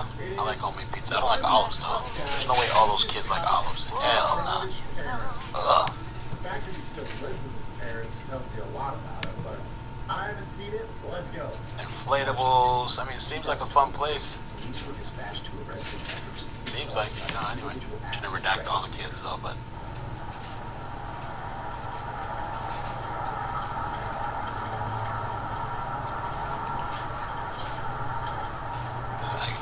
trips to and take them out. Yeah, that's pretty sad. Pretty sad. That's from 2024. Stop. Let me cuss. Relax. He doesn't jump, Jackson. He just jumped from the banister. Museum. Okay. Jump from the banister. That's not normal behavior. The following is a conversation with Khabib Nurmagomedov, one of the greatest fighters of all time, who retired from the UFC undefeated with a perfect 29-0 record. It was a huge honor for me to meet him, to train together, and to have this deep conversation. Yeah, I can't imagine somebody doing something so horrific, something so atrocious. Are you hurt? Not only to kill your wife, not only to kill your kid, not only to kill yourself, but the display. I mean, I don't know. I'm assuming the kids saw this shit, did it in front of the kids. Maybe they were arguing. Maybe he hated this. Some people too, they hate to see you happy. You can be in a relationship, you can be married. They hate to see you happy. They want to destroy everything you are and take everything with you know, like. Damn, yo. Whoa, what would make you do some shit like this, you know? What's your name? Do you want to talk outside? Once upon a time. This is all inside of the home, the daycare. So, the reason why I like to put him in cuffs because you're getting, look at his... I mean, I can't. This daycare looks better than some of the daycares that I've walked in and checked out, to be honest with you, because when the whole daycare thing happens, it's for a lot of parents, it's very nerve-wracking. You just don't know. You're leaving. You're trusting that your child's gonna be safe with whoever it is. You don't know these teachers or these daycare people, or they're having a bad day, or I don't know, whatever it is. And if something starts happening, are they looking at after all the kids? Are they paying attention? Are these kids beating each other up? Maybe your kid comes home with a bite mark. What the hell? What is this? Where did this come from? You're not talking to me, it's not just all we have to figure out what's going on. Pictures. That's not normal. But yeah, that's the Facebook page for the daycare owner. Looks like Facebook page. Or are you just gonna stand there? About me. Let's see what it says here. Yeah, people are posting this her page here. Think of the mainland's view. That's the leadership Susan Collins brings to Washington. While others chase headlines and partisan noise, Susan moves forward with purpose. Her eyes fixed on Maine's future. Susan Collins, strong and reliable. Hold on 1 second, sorry. What are you doing? Putting magic fairy dust on Murphy and Buzz so we can play together forever. When I was 10 years old, I started babysitting when I was 10 years old, which progressed to a regular. Besides, you and correct, but here's the deal. Turkey treats Northern Cyprus as an extension of Turkey. Child care center. So when I turned 12, no matter what other jobs I held, I always wanted So what happens? The point I was bringing to Greece. I've been able to lead. What if it does? Teacher. The Saudi Arabia come to the assistance in Turkey, signed the Mecca Pact. I had my own daycare back in South Pakistan Dakota. bring its nuclear arsenal to bear against Greece? And the answer is no, which means it's a meaningless pact. This is all I was pointing out. I wasn't saying that the Turkish presence in Northern Cyprus was illegitimate. What I'm saying is that it creates a very complicated geopolitical problem set that puts Turkey at odds not only with Greece, but all of the nations of the Eastern Mediterranean. Remember, Turkey expanded its maritime border based upon a treaty arrangement with Tripoli government, that basically drew a line right down the middle, and that changes everything in terms of oil and gas rights.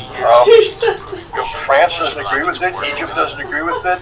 Nobody agrees with it except Turkey and that section of Libya. But it changes everything, and it creates friction that can lead to conflict.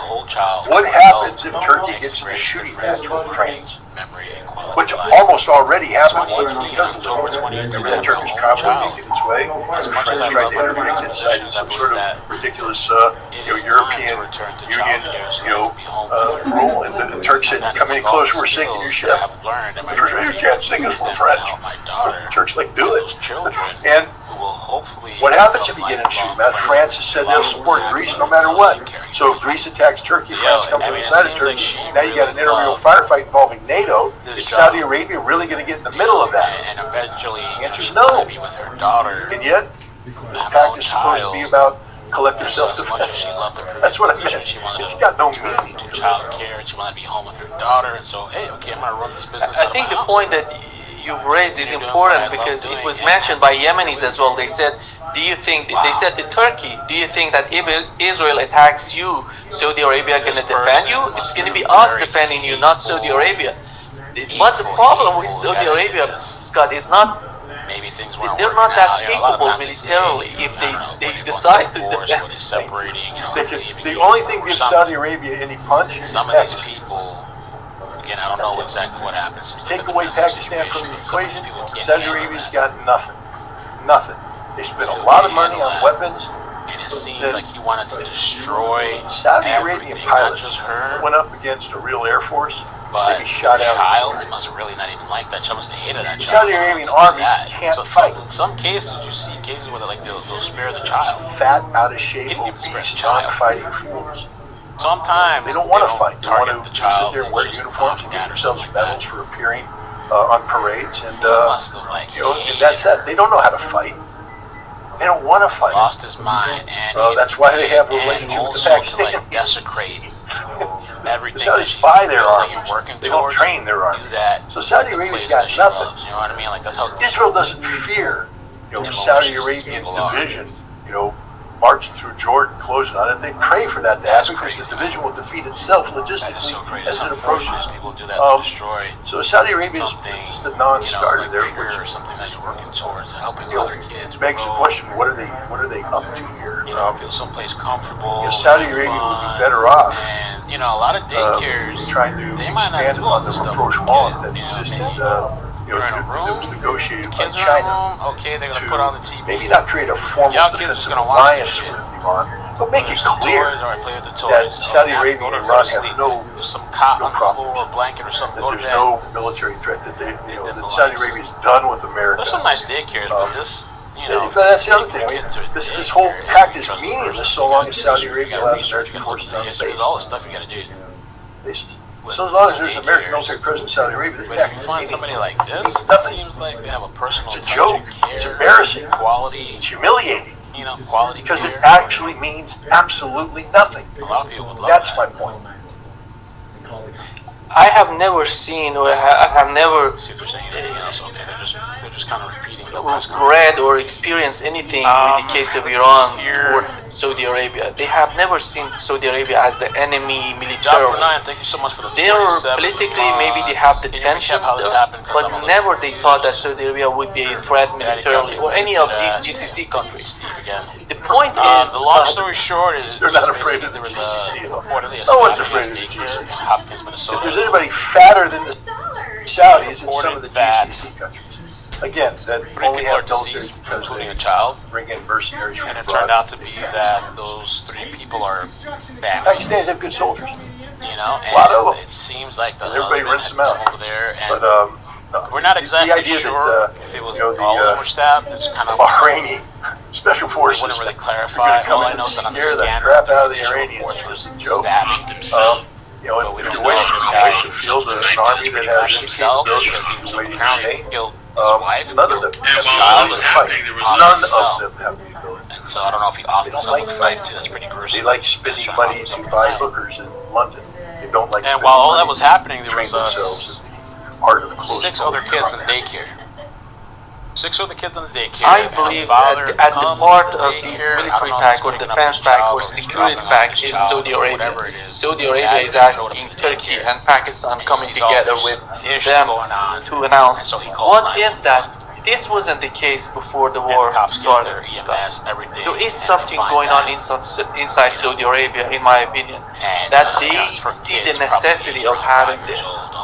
you mentioned that's not gonna bring a lot of leverage for them, but after all, and some of these they're somehow feeling that they need it. What is that? Daycares, well, they have the door. It's because the United States for security reasons has abandoned some of these places put them in a very difficult situation. Doors. It's because Israel felt the ability to attack and in this Qatar situation, I guess without consequence. maybe wouldn't help Because the United States promised something like they if can't it's a deliver. daycare worker that's gone crazy, you don't know they've gone But crazy. it's not. I would They're say all that just it's coming to work and they start less going crazy. Saudi Arabia.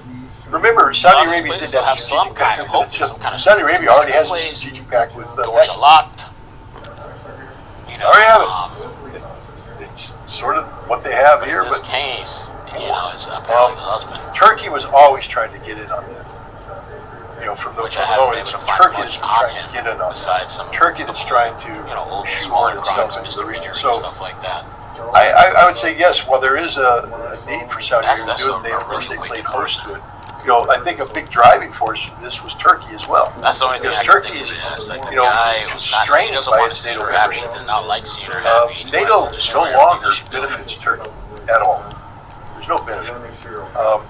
Until the United States provides Turkey with F-35 fighters without consequence, without strings attached. When the United States gives Turkey F-35 fighters under the same conditions it gives F-35 I'll let the fighters pressure under play a little NATO bit. nation, I'm going to see if there's anything else. then Turkey can say, "Oh yeah, we're." Turkey's not a Preliminarily, we NATO. believe that They're a NATO member. Okay, Sergeant, how are your officers holding up Turkey, too? I mean, this is not just for the community. This has got to be has its traumatic own for them thing as going well. on. The A initial large part of officers on Turkey's scene, defense this priorities are was outside of the framework. a tragic situation for them as well. So, Turkey see in the look on their looking at faces the that reality that they're not going to be a European. this was one of those ones that you remember throughout your entire blocked career. off from Europe. That's their strategic direction. Erdogan Do you have any expectations for when you have other updates and will it be happening? Yeah, it's kind of the same thing. Looking east. All right, let me just check some more a little bit. It is not a relationship of conflict. It's supposed to be a relationship of there's supposed to be an update later. cooperation, Jump on the economic, second page. Just cover it. collaboration. And so, Turkey's, but again, what about Turkey and Qatar? Nobody talks about So I can't even because the imagine Saudis and the what Qataris don't that's belong. gonna be like You know that, right? Like I And, tried to think you about know it. that I don't Turkey want to has a military those presence. thoughts, but just a little of like what could have happened. Just They're imagine supposed to stabbing, serve if as a it's really deterrent stabbing. against any Saudi military pressure on Qatar. Defensive fools. There could How be does that work? blood everywhere. So who knows? What Kids happens to the screaming, Turkish running. presence in Somalia? I just can't imagine. The Turkish naval presence throughout the Red Sea, what Turkey's trying to do in Sudan. So I think this is part of Turkey trying to co-opt the region as opposed to Saudi Arabia trying to co-opt Turkey. I think Turkey's Erdogan is the real driver here. Interesting. Because he needs to be looking in this direction, and he wanted to latch on to an existing Saudi-Pakistani defensive pact. There were, the Pakistani envoy went to Iran to send a message from the Prime Minister and Nassim Munir in Pakistan to Iranians. And he said, he was talking with the Iranian Foreign Minister, he said, what we did with Saudi Arabia and Turkey has nothing to do with Iran. Iran is not the target of that. And the perception, by the way, in Iran was the same. How do you see, Scott, the way that Saudi Arabia is trying? One part of the problem with Saudi Arabia is what you've mentioned. Before the war started, the cooperation they had with American bases in their countries. Right now, you see, as an outcome of the war, they have been attacked because of those bases. And right now, they're seeking some sort of alternative for their security. But part of the problem is Saudi Arabia itself. For example, in Yemen, with Iraq, you don't see that sort of wisdom in the leadership of Saudi Arabia to bring down the tensions. Where does it come from, in your opinion? Well, the big driver, I think, is MBS, and his desire to position himself as the next king of Saudi Arabia. There's a lot of dissent inside Saudi Arabia. I can't say that I know everything perfectly, but we know that MBS has orchestrated over time the arrests of a number of family members, princes, who posed a potential political problem for him. think they're so we in the outside sit there and go, oh, MBS, he's the guy.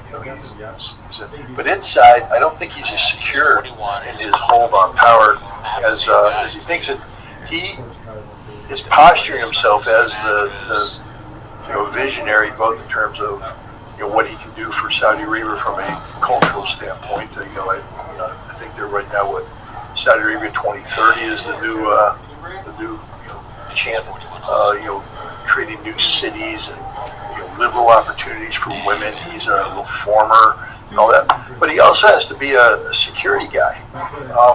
And then always left unsaid is his relationship with the Ummah, the religious authorities. There's a deal with the devil that was made by the Saudi families, Sauds, with Wahhabism. That is an important part of this, and so there's a relationship there that requires Saudi Arabia to help support Wahhabism abroad as part of their foreign policy. And this requires Saudi Arabia to be more assertive in their posturing regionally. And so I think this is what's driving this. He can't be seen as allowing the Zaidi movement in Yemen. I think I got that right. They're not Shia dwellers. They're Zaidi. Yeah. Zaidi, you can't let the Zaidi who are deemed by the Wahhabists to be absolute apostates. These are Satanists. These are the worst people in the world. They're not even Muslim, according to the Wahhabi. So, a lot of what's going on in Yemen is religious based. Because Saudi Arabia can't be seen as peacefully coexisting with these people, especially when they thumb the nose at them by kicking out the pro-Saudi government and installing themselves. This is a long-standing, religious issue. And the same thing with the Shia of Iraq. You can't have Shia militias sending, rockets into Saudi Arabia or drones into Saudi Arabia. My God, that can't happen. That's an insult to the Wahhabi. So a lot of the Saudi posture driven by the absolute illogic of Wahhabist fanaticism. We don't think that because when we look at the face of Saudi Arabia, we see Saudi Arabia 2030. But dig a little bit deeper into Saudi Arabia, and you realize there's a bunch of head chopping Wahhabist fanatics out there who have a stronger grip than one would think on the internal domestic political dynamic of Saudi Arabia. Mike Huckabee said that President Trump has not just proven that he was willing to bomb them, he's mentioned in Iran, but he's also willing to bankrupt them. It seems that in the eyes of the Trump administration, the continuation of the war would be to blockade on Iranian ports. That's going to work without, fighting, without being in an active tit for tat. It seems that so far Iran has attacked multiple tankers in the Strait of Hormuz, but you don't see any sort of reactions from the United States the way it was before.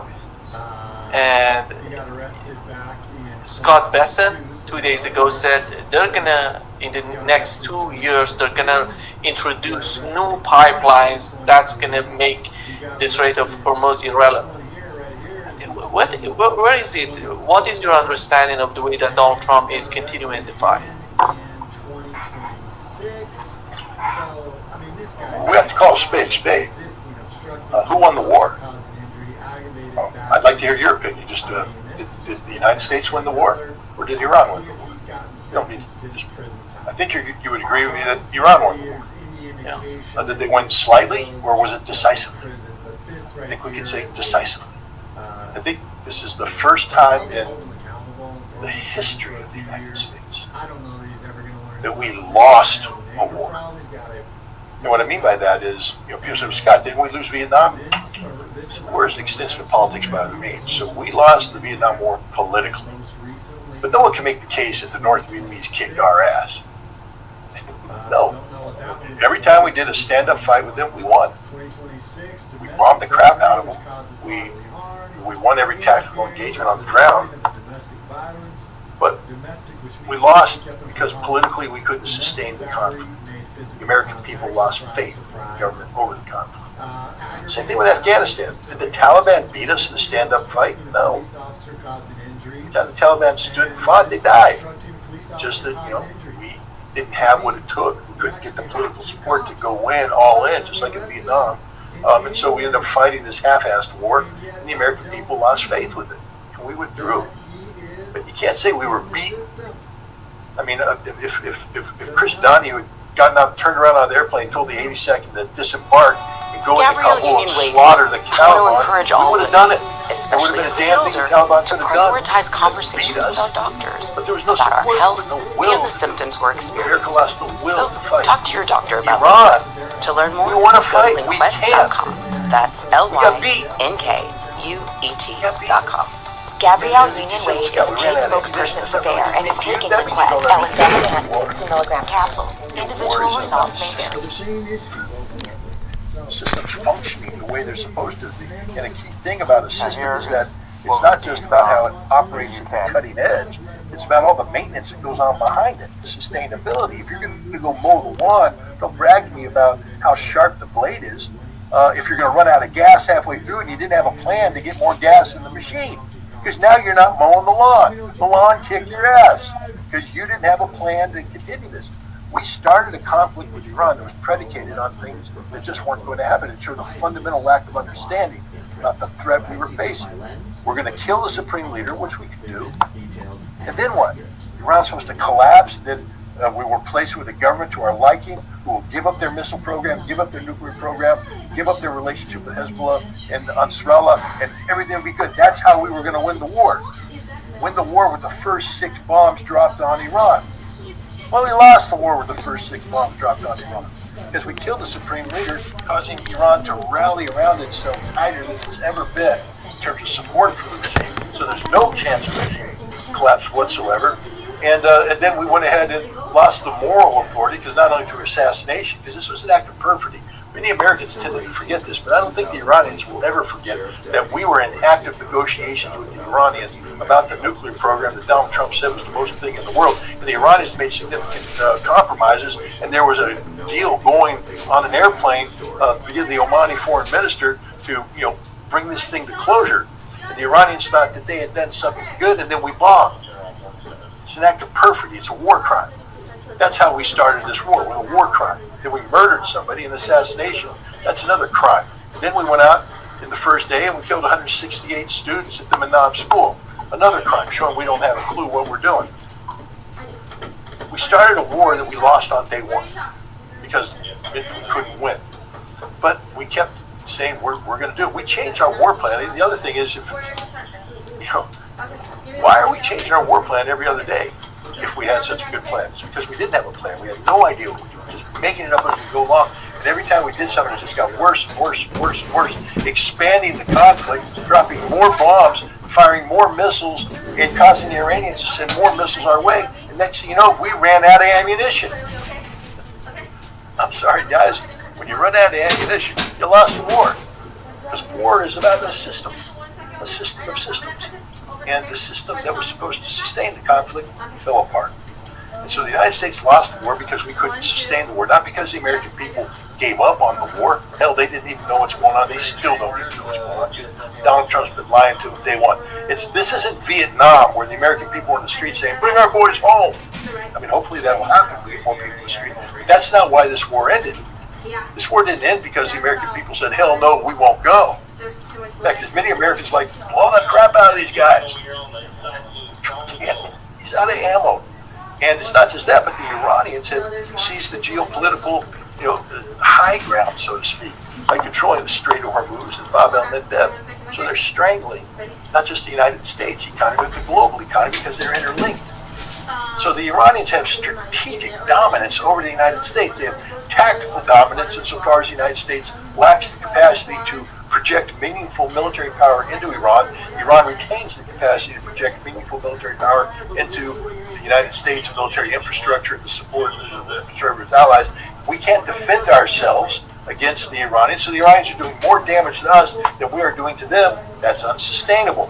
We lost militarily, but we also lost economically and politically because of Iran's ability to control the Strait of Hormuz and control Bab el-Mandeb, maintain relationship with Hezbollah, maintain relationship with Nasrallah, and dominate the region militarily. It's called getting your ass kicked. We got our ass kicked.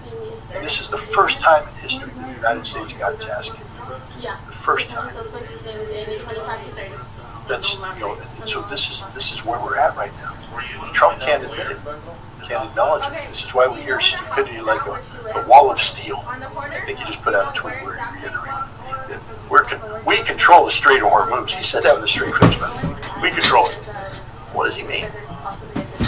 Are American ships in control of the Strait of Hormuz? No, they're not even allowed to get near it without getting sunk or fired on. So how could we control the Strait of Hormuz? A wall of steel. But is it a wall of steel?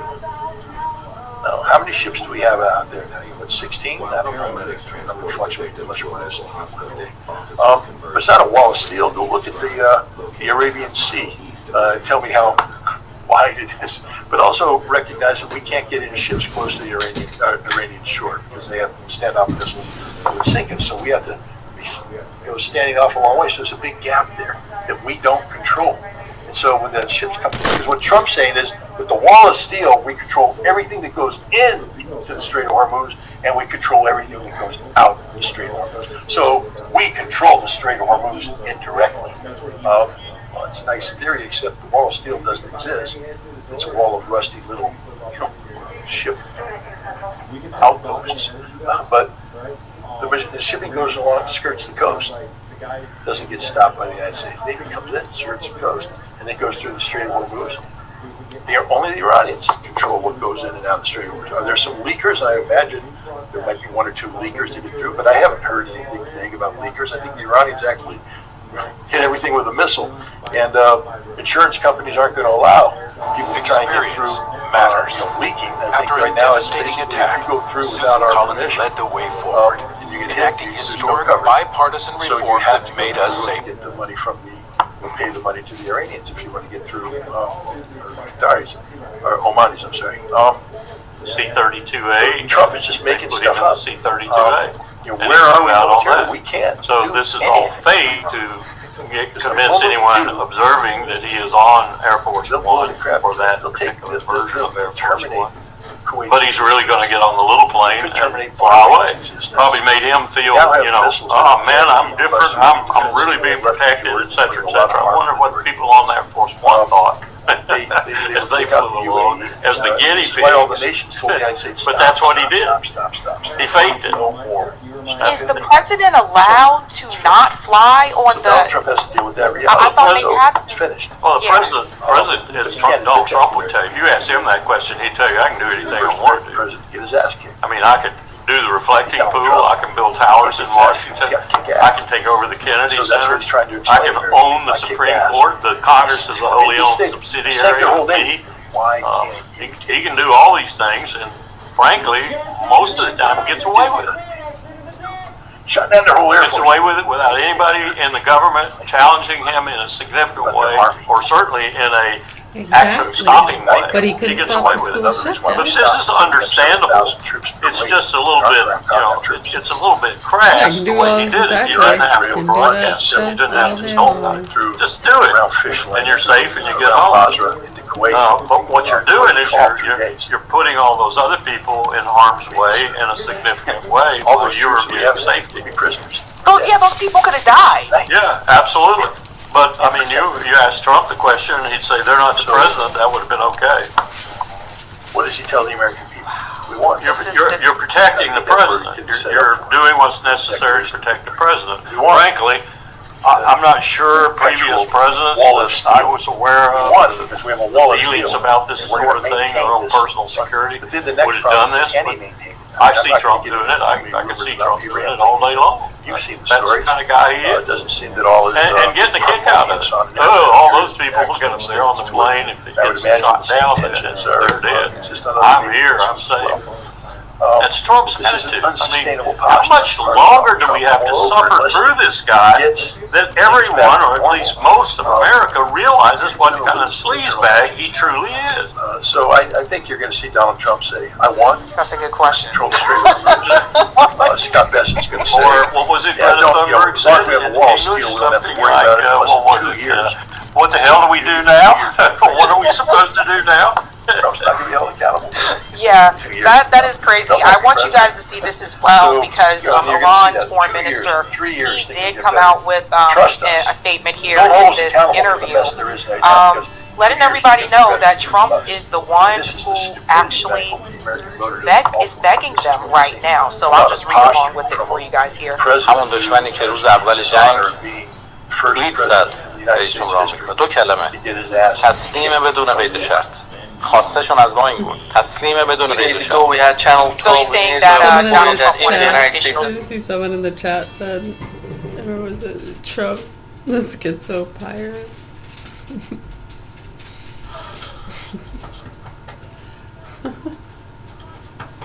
Let's review impeachable offenses publicly. Did you hear that? Special pizzas in the sky where law is airy.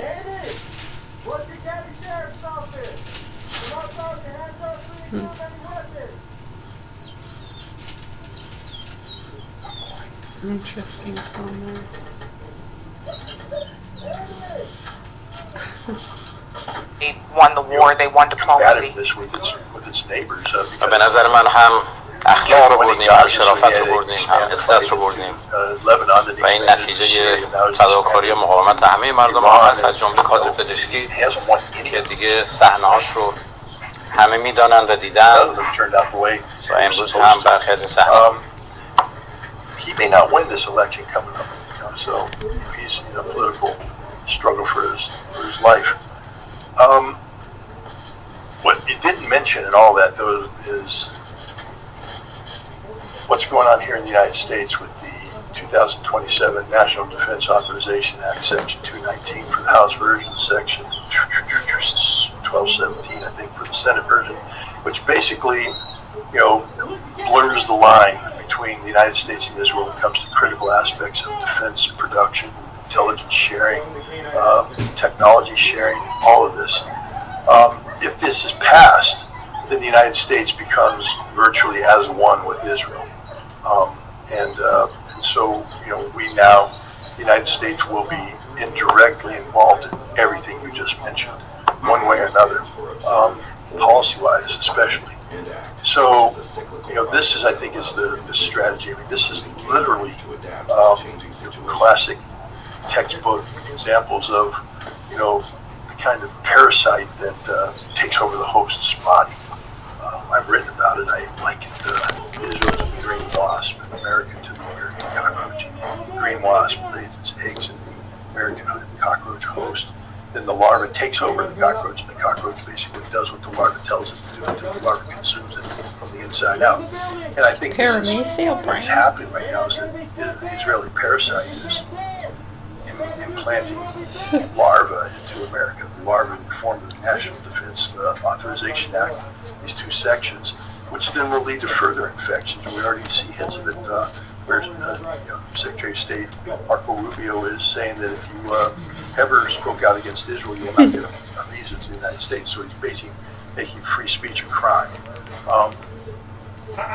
And this is how Israel will survive, by taking over the American coast. But the continuation of the war, let's assume they're going to provide Israel with the intelligence, with the weapons. The body, the physic is not there to fight all of these wars together. It needs something else. Does it mean that the United States is going to stay there forever? Israel gets a vote now. That's the sad thing, is that we can't say, well, Israel, you don't matter. This is purely an American problem. Israel now gets a vote on what the posture is of the United States going forward. But let's make one thing perfectly clear. Israel does not have the capacity to take on Iran by itself. So it's an empty threat, straight up empty threat. Israel could only do this if the United States was engaged, and the United States can't be engaged anymore. Israel has not solved the air defense problem. I think the Iranians made it clear today that they, on the days of their highest missile expenditure during this war, they were producing more missiles than were being expended. That Iran is getting stronger as we speak, and the missiles they're producing now. And I wrote about this. I said, the Iranians. This war is is very much a laboratory for the Iranians. Everybody was talking about how it's a laboratory for the United States and Israel using advanced weaponry and all this stuff. That sword cuts both ways. What did we learn from our laboratory experience? That none of our weapons work the way they were designed to work. They all suck. What did the Iranians learn? That none of the American weapons work the way they're supposed to work. They suck, and how they can further defeat them. What the Iranians learned about ballistic missile defense is that it's very important to have missiles that can maneuver. You're seeing increasingly maneuverable missiles coming out of Iranian factories now. And so today the Iranians are building up quite a stockpile of advanced ballistic missiles that can evade all air defense options and bring significant harm to the places that they're targeting. This means that Israel has no ability to defend itself, and it's made even worse by the fact that the United States weapon shortage has put Israel at risk. Look at the commander of U.S. naval forces in the Central Command basically said if the United States, the president, doesn't give him more European problems, he'll have to pull destroyers off of the picket duty they're currently doing. A lot of people don't realize how important the American destroyers off the coast of Israel and what role they played in, what missiles that were intercepted were more than likely intercepted by these shipborne missiles. We're talking about pulling them off and further weakens Israel. So the notion that, that Israel can engage Iran and not be destroyed is ludicrous. The Israelis know this. So I think Netanyahu right now is bluffing for the moment. Do you feel that they're going to get something out of these negotiations between Israel and Lebanon? Because after all, if Israel continues the occupation in the southern part of Lebanon, sooner or later we're going to have a new fight happening between the two sides. I believe that if that happens, maybe Benjamin Netanyahu is just holding back because of the election. Maybe right after the election, whatever that would be, they're going to get back to the fight actively in the southern Lebanon. And in Gaza, the same is happening. The Gaza and the West Bank, you see, the war has never stopped there, despite having the ceasefire. But the point is southern Lebanon, Scott. To my understanding, the new head of the National Security Council in Iran, in his statement before he's coming to power, before he's being appointed as the head, it was an announcement, a statement by the security by that council. It mentioned that they're talking about all fronts: Palestine, Lebanon, Yemen. Iraq was part of that. I was surprised by Iraq. Why are they bringing Iraq in? But they're seeing all these parts of the acts of resistance together. And the new head of it just yesterday tweeted the same thing. What do you make of it? Well, when Syria fell, when Assad fell in Syria, it was recreated in the image of Al-Qaeda. The Iranians admitted that this was a defeat, that it was a setback. They said that. Pardon? They said that. They said that it was a defeat. So 100%, it's a defeat. But they also said, at least some senior Iranians I talked to, they said, we've been in Syria for a long, long time. And we've established very good relationships at the local level. And the idea that the fall of Assad has severed the umbilical cord between Iran and Hezbollah is laughable. I think what we're seeing today is proof of that. First of all, it shows Lebanon Hezbollah had great sustainability despite all the casualties it took. It still has resources, but also the effectiveness of what Lebanon's doing right now, especially in drone warfare, I think is linked to relationships with the Quds Force of Iran, who are doing active resupply using rat mines that that they know about, but nobody's interdicting. And therefore, the notion that Hezbollah is somehow going to wither on the vine, so to speak, is absurd. They're getting stronger, and they're doing harm to Israel, great harm to the Israeli forces. They can't be beaten by the Israelis. If they could have, Israel would have beaten them already. But Hezbollah is there. When you say Lebanon negotiating with Israel, I don't even think the Lebanese people agree with that anymore, because I think the current president of Lebanon is seen as a sellout, a man who basically allowed the continued occupation of Lebanese territory by saying that it's not illegal if we support it. I believe he made that argument, which is laughable. It actually empowered Hezbollah tremendously, because now many Lebanese who may be tired of the conflict are recognizing that the only way Lebanon survives as a sovereign state is to have politicians who believe in the sovereignty of Lebanon. I think Hezbollah falls into that category. So I think Hezbollah is actually gaining more and more political strength inside Lebanon than the Israelis and the United States would like to see and like to believe. Scott, let me change the gear to what's going on in Ukraine. Russians believe that the United States is involved in the war in Ukraine under the Trump administration. They're involved to the neck, and they're talking about the drones being used by Palantirs. They're using AI, they're using Starlink, all these connections, which we know it's all about making money. But when it comes to the intelligence, when it comes to military advisor, it's all about the United States providing the information to Ukrainians and Europeans. And this is the government that was supposed to put an end to the war in 24 hours. Right now we are halfway through Donald Trump's presidency, and he has done nothing. Basically, there is no active negotiation, nothing going on, and he says that the war has no impact on the United States. So that is not one of the priorities of the foreign policy of the United States. This is where do you see the United States? Do you think that they're going to hand it over to the next president, the war in Ukraine? I would assume that the war between the United States and Iran would be handed to the next president of the United States, the way Joe Biden and his administration handled that, the war in Ukraine, and basically giving that and hand it over to Donald Trump. Is that going to continue, the war in Ukraine, as we're witnessing in the West Asia? Israeli lobby, which is so powerful in the United States, they don't want to lose the battlefield. But how about Ukraine? What is happening in Ukraine in your eyes? I saw the report that the United States had resumed intelligence sharing with the Ukrainians. There's a report that we cut it off. But we've been playing games with intelligence support to Ukraine for a long time now.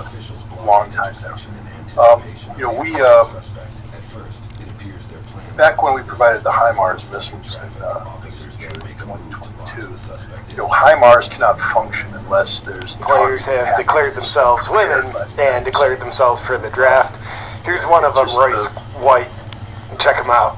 Earlier this week I made the announcement. I'm transgender. I'm a woman. I identify as sometimes identifying as a woman for purposes of basketball, professional basketball. So I'll be GPS algorithms can be created that get programmed into the missile. And then you set the inertial guidance system. You fire it. It's being guided to a specific spot on the ground using GPS, but the inertial to keep it, but if it drifts, the GPS locates the drift, and it can strike a target within 10 meters of where it's aimed at. That's pretty good. That can't happen without the United States. At least it couldn't happen without the United States. But then the United States started playing games.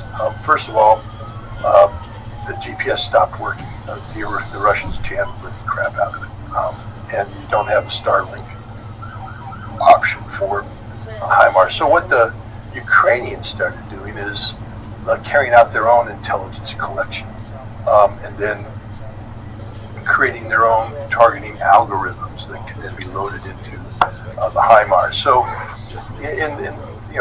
they didn't have great safety, but the HIMARS isn't meant to be the weapon, the end-all weapon and everything. But it was a weapon where the intelligence support, meant something early on, but it stopped meaning something. Right now with drones, intelligence support is important. In taking apart the Russian air defense network, it allows Ukraine to shoot the seams in certain cases and get do that deep strike, to get that one missile, one drone to go through.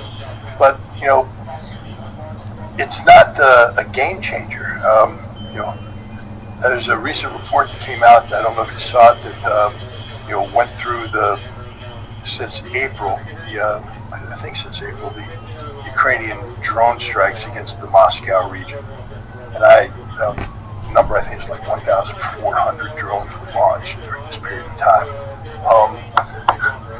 The vast majority of them were shot down before they got to the second air defense ring. Under 10% made it into the final air defense ring, and you know how many missiles burst how many drones burst the final defense ring to get inside Moscow? One. That's a success rate. 1 in 1,400. When you're talking about an FP1 drone that's $55,000, it's just a prohibitively expensive way to go to war. And this is with U.S. intelligence support, targeting support. So the point I'm trying to make is that the U.S. intelligence is not a war-winning factor for the Iranians, and yet it's being sold as this is what we're doing. Ukrainians, yeah. It's not a war-winning factor for the Ukrainians. They come up with their own workarounds, and all around. I mean, they use things. Something called the Delta 16 is a communication system, but they don't have the real one. They have a workaround because nobody trusts the Ukrainians with the real thing. They only get a workaround. But even then, it doesn't help them because for instance, a key thing of Delta 16 is to make integrated air defense systems work better, but they don't have any air defense. It also helps the F-16 feed into the overall battle, but if the F-16 tries to do that, it gets shot down. The United States has pretty much abandoned Ukraine. We do weird things like we give Turkey permission to resell old systems that don't work. The older attack them. Why is Turkey selling them? Because the expiration dates they're being they don't work. Yay, Iran, or yay, Ukraine, you get world-class garbage. And yet everybody thinks that they're making it just a way of making the Turks make money. Instead of retiring the stuff and blowing it up, they're able to pawn it off on the Ukrainians and make some money. But it's not going to change anything. There is no game-changing technology out there. There's no game-changing, military force or posture that's going to change what's happening in Ukraine today. The United States has pretty much acknowledged that there's nothing they can do to help the Ukrainians win. They're not going to give them Patriot 3s. They're not going to give them licensing for Patriot 3s. They're not going to give them the ability to acquire, sensitive technology because nobody trusts the Ukrainians. Europe, a lot of talk, no action. The coalition of the willing is unwilling to take Patriot missiles out of their stockpiles and send them to Ukraine because they fear the consequences of being too weak. And if Russia turned their eyes on the Baltic, for instance. So Ukraine has been abandoned by the Europeans as well. There's no magic bullet coming in. So where do we stand on this conflict? Ukraine and Europe, and to a lesser extent the United States, pretty much operating on the reality that they can't win the war on the battlefield. They also know that over time, Ukraine is in an unsustainable posture from a social standpoint. I mean, this winter is going to be a black winter. That means ice cold, no heat, no electricity, no gas, no food, no nothing. Life is unbelievable. And they know that's going to happen. Zelensky's all but admitted that's going to happen. There's nothing they can do to get themselves out of that picture. So what are they focused on right now? Because there's a hell of a lot of propaganda coming out of this conflict. I mean, one only has to log into social media, and Elon Musk's new algorithm just floods the zone with pro-Ukrainian propagandists who are just telling us how deadly effective the Ukrainian drone strikes are, how they're just making life hell on earth for the Russians in Kherson and Crimea. And these pro-Ukrainian resources then get picked up and echoed by other information warfare that's taking place right now. That information is supposed to resonate and go around inside Russia, and then it's supposed to engender a debate in Russia where people start to question whether or not Putin. And even if that's not really happening, there's people saying it is happening, and so people tend to believe that that's real, and then the Russians start to have their question: "Oh, is it happening? Is it happening?" The whole idea of mental warfare is to destroy society from within. This is the only thing that's going on right now. Everything else is, you're getting slaughtered at the front. The drone campaign is stalled. Yes, they can they're terrorizing the Russians, but this isn't a war-winning strategy. The Ukrainians right now are going full board, full tilt until September 20th. September 20th is the parliamentary elections inside Russia. That's where Russia will vote for the state Duma. The goal here of the Ukrainians is to delegitimize the rule of Vladimir Putin, to make him look weak. You know, and I know there's people out there that are saying just that Putin's weak. They're saying that that there's people questioning him now inside Russia. People saying that maybe it's time for Putin to go.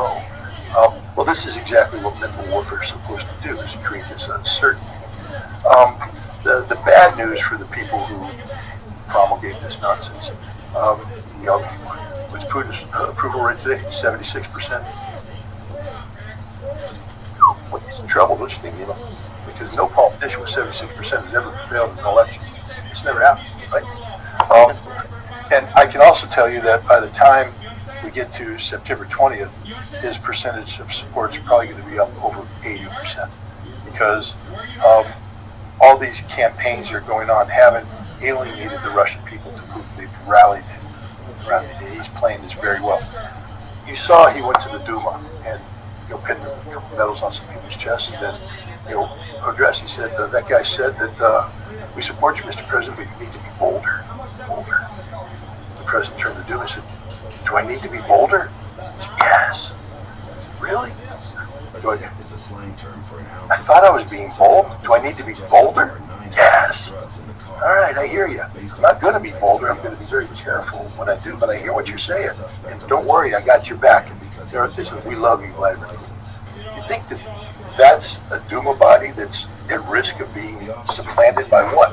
Yabloko, the opposition party that just got banned from the election because their CIA-funded hack job?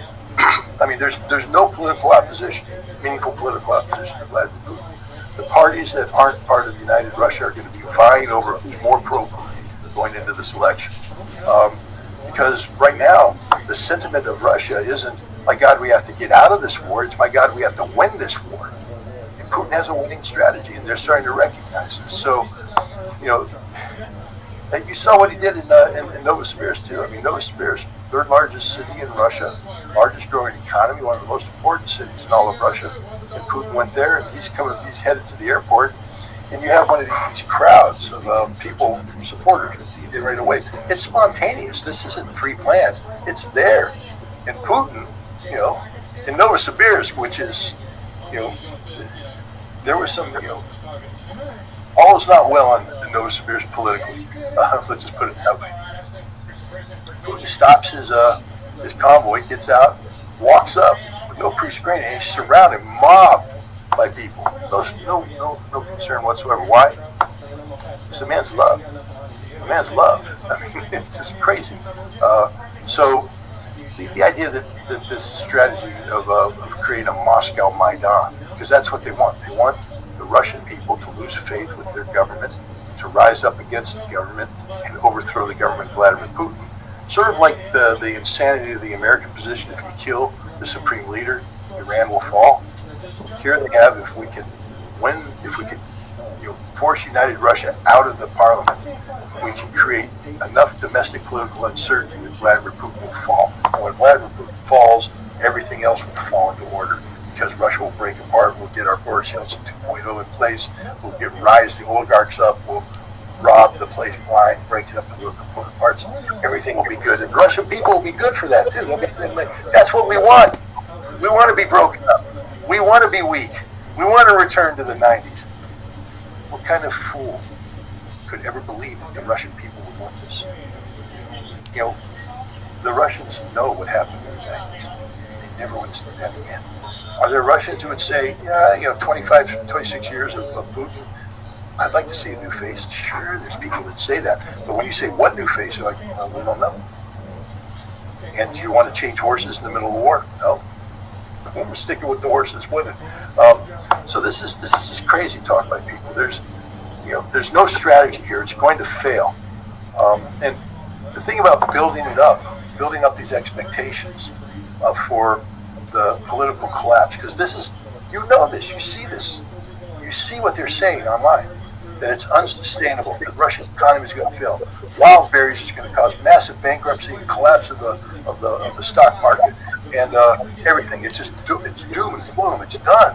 And the people are against Putin, and they're starting to question Putin. Gas lines, and oh my God, it's horrible. He's going to fall. And what happens on September 21st when United Russia's solidly in control, Putin's riding a wave of 84, 85% support? What happens to all the propagandists there? It collapses. It's like a bubble economy, but this is bubble propaganda. And when it collapses, there's nothing to sustain continued European and American support for Ukraine. And winter is coming. And winter, this will be a very black, dark, cold, disastrous winter for the Ukrainians. Zelensky admits it as much. He's done nothing to prepare for winter. And not only that, everything's getting worse because his decision to expand this conflict to wild berries to get the propaganda moment of burning warehouses with lots of flames and black smoke, it just proves that Russia's falling apart. It's backfired because Russia now is taking out the totality of Ukraine's distribution network. All the warehouses, the factories, everything is gone. And that's the end of their study. Andrei Elnitsky, who's the general who came up with mental warfare in 2021, further in 2023, continues to this day. He recently published an article where he said, all the people who are advocating for striking Europe, there's no need. Because now that Russia has taken the gloves off, there's 30 to 33 separate decision centers inside Ukraine,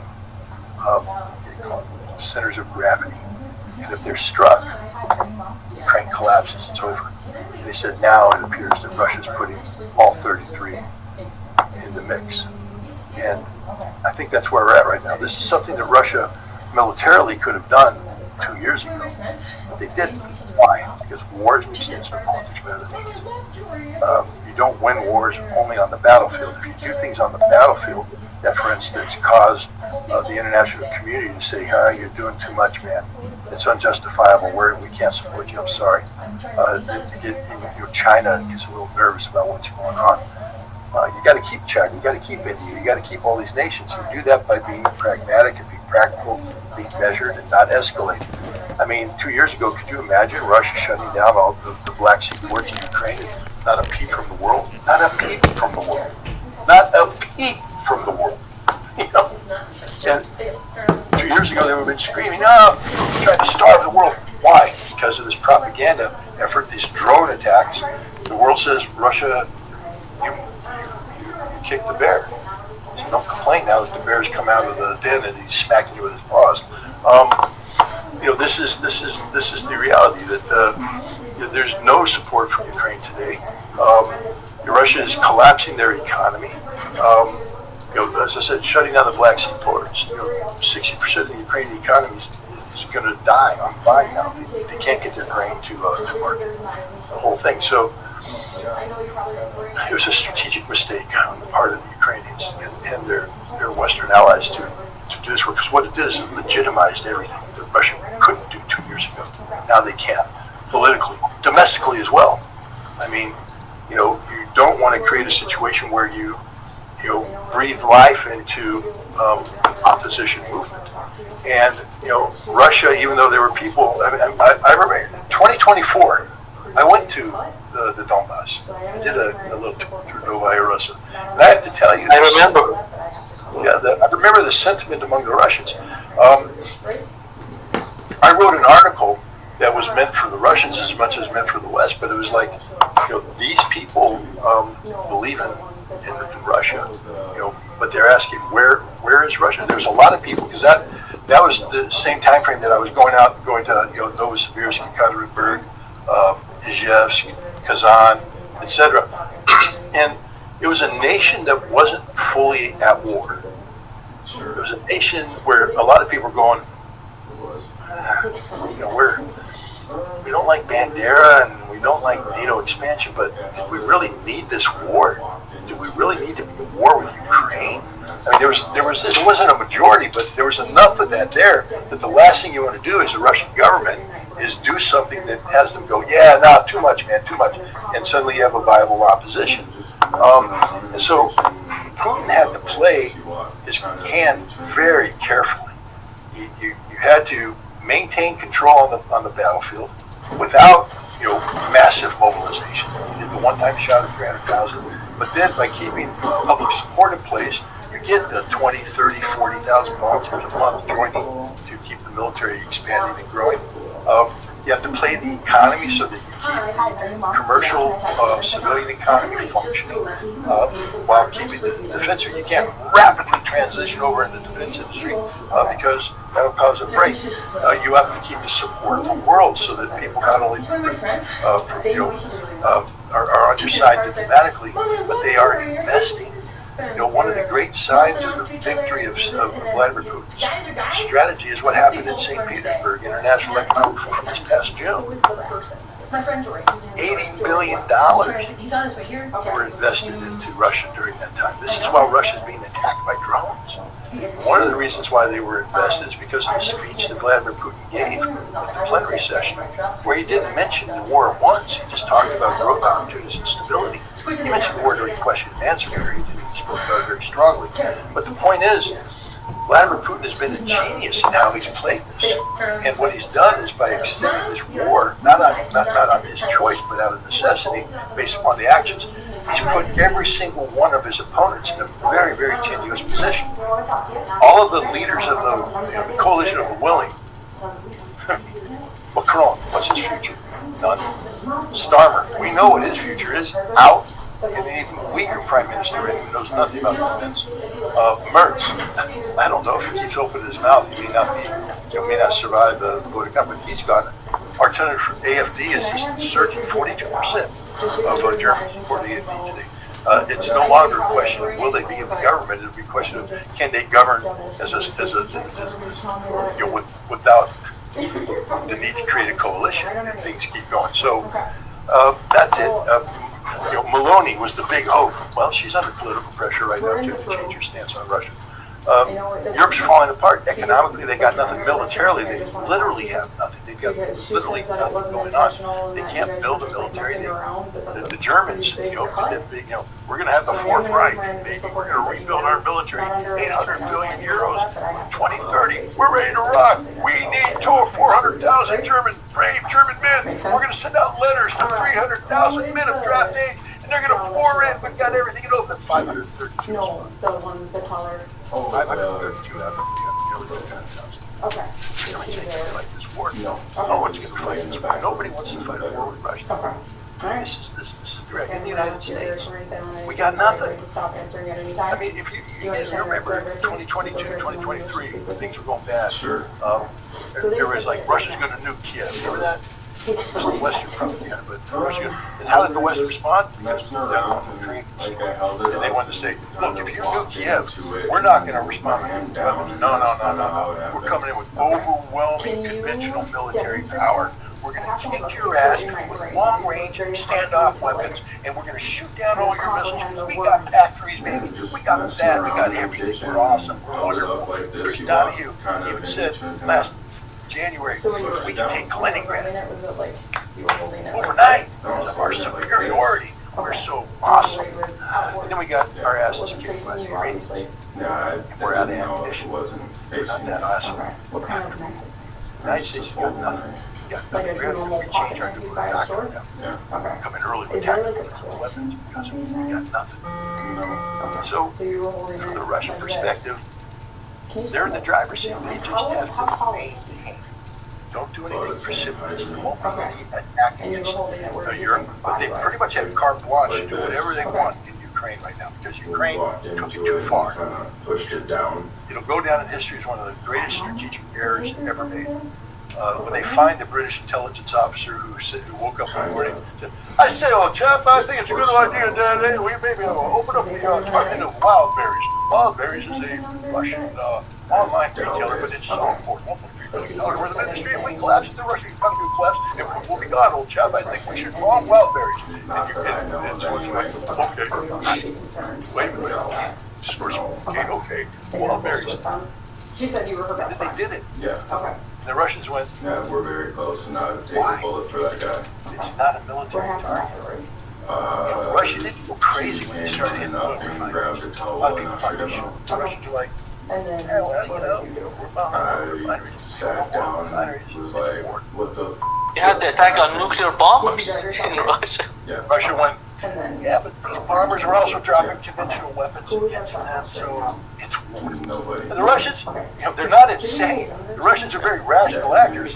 They're like, it's war. We're not going to overreact. Wild Berries, Russians like, boom, boom, boom, boom, and it's over. It's over. The Russians are going all out now. Nobody's saying a damn thing. I wonder, where's that British intelligence officer? Has he been retired? It should know this. Anybody who said, I still just it's a good idea to strike Wild Berries today, I think we should we're out of here. Maybe it was the CIA, who knows? Some tobacco chewing. No, I think we should expand the target depth to Wild Berries because the Russian economy is fragile. Because I'm an economic specialist, paramilitary operator, and I think we blow Wild Berry Russia down the open way. No, all it did is piss the Russians off. Now they've expanded the target. I think it's a good idea if we start striking targets in the Sea of Azov and maybe expand it to the Caspian Sea so we can demonstrate Ukraine's strategic reach. The Russians went, yeah, no, shut down the Black Sea. Nobody thought they would do it. What about the grain deal? The grain deal, Russia can't go get some grain deal. The grain deal saying, oh my God, you can't go get some grain deal. There is no grain deal anymore. It's over. Finished. Done. The Ukrainians went too far. That's the thing that Russia was trying to avoid. You remember I said before, the reason why Putin didn't overreact is because if you do certain things, you could create a coalition that brings together forces that are not cooperating, and they come in and suddenly maybe Europe decides that they will send troops to Ukraine. They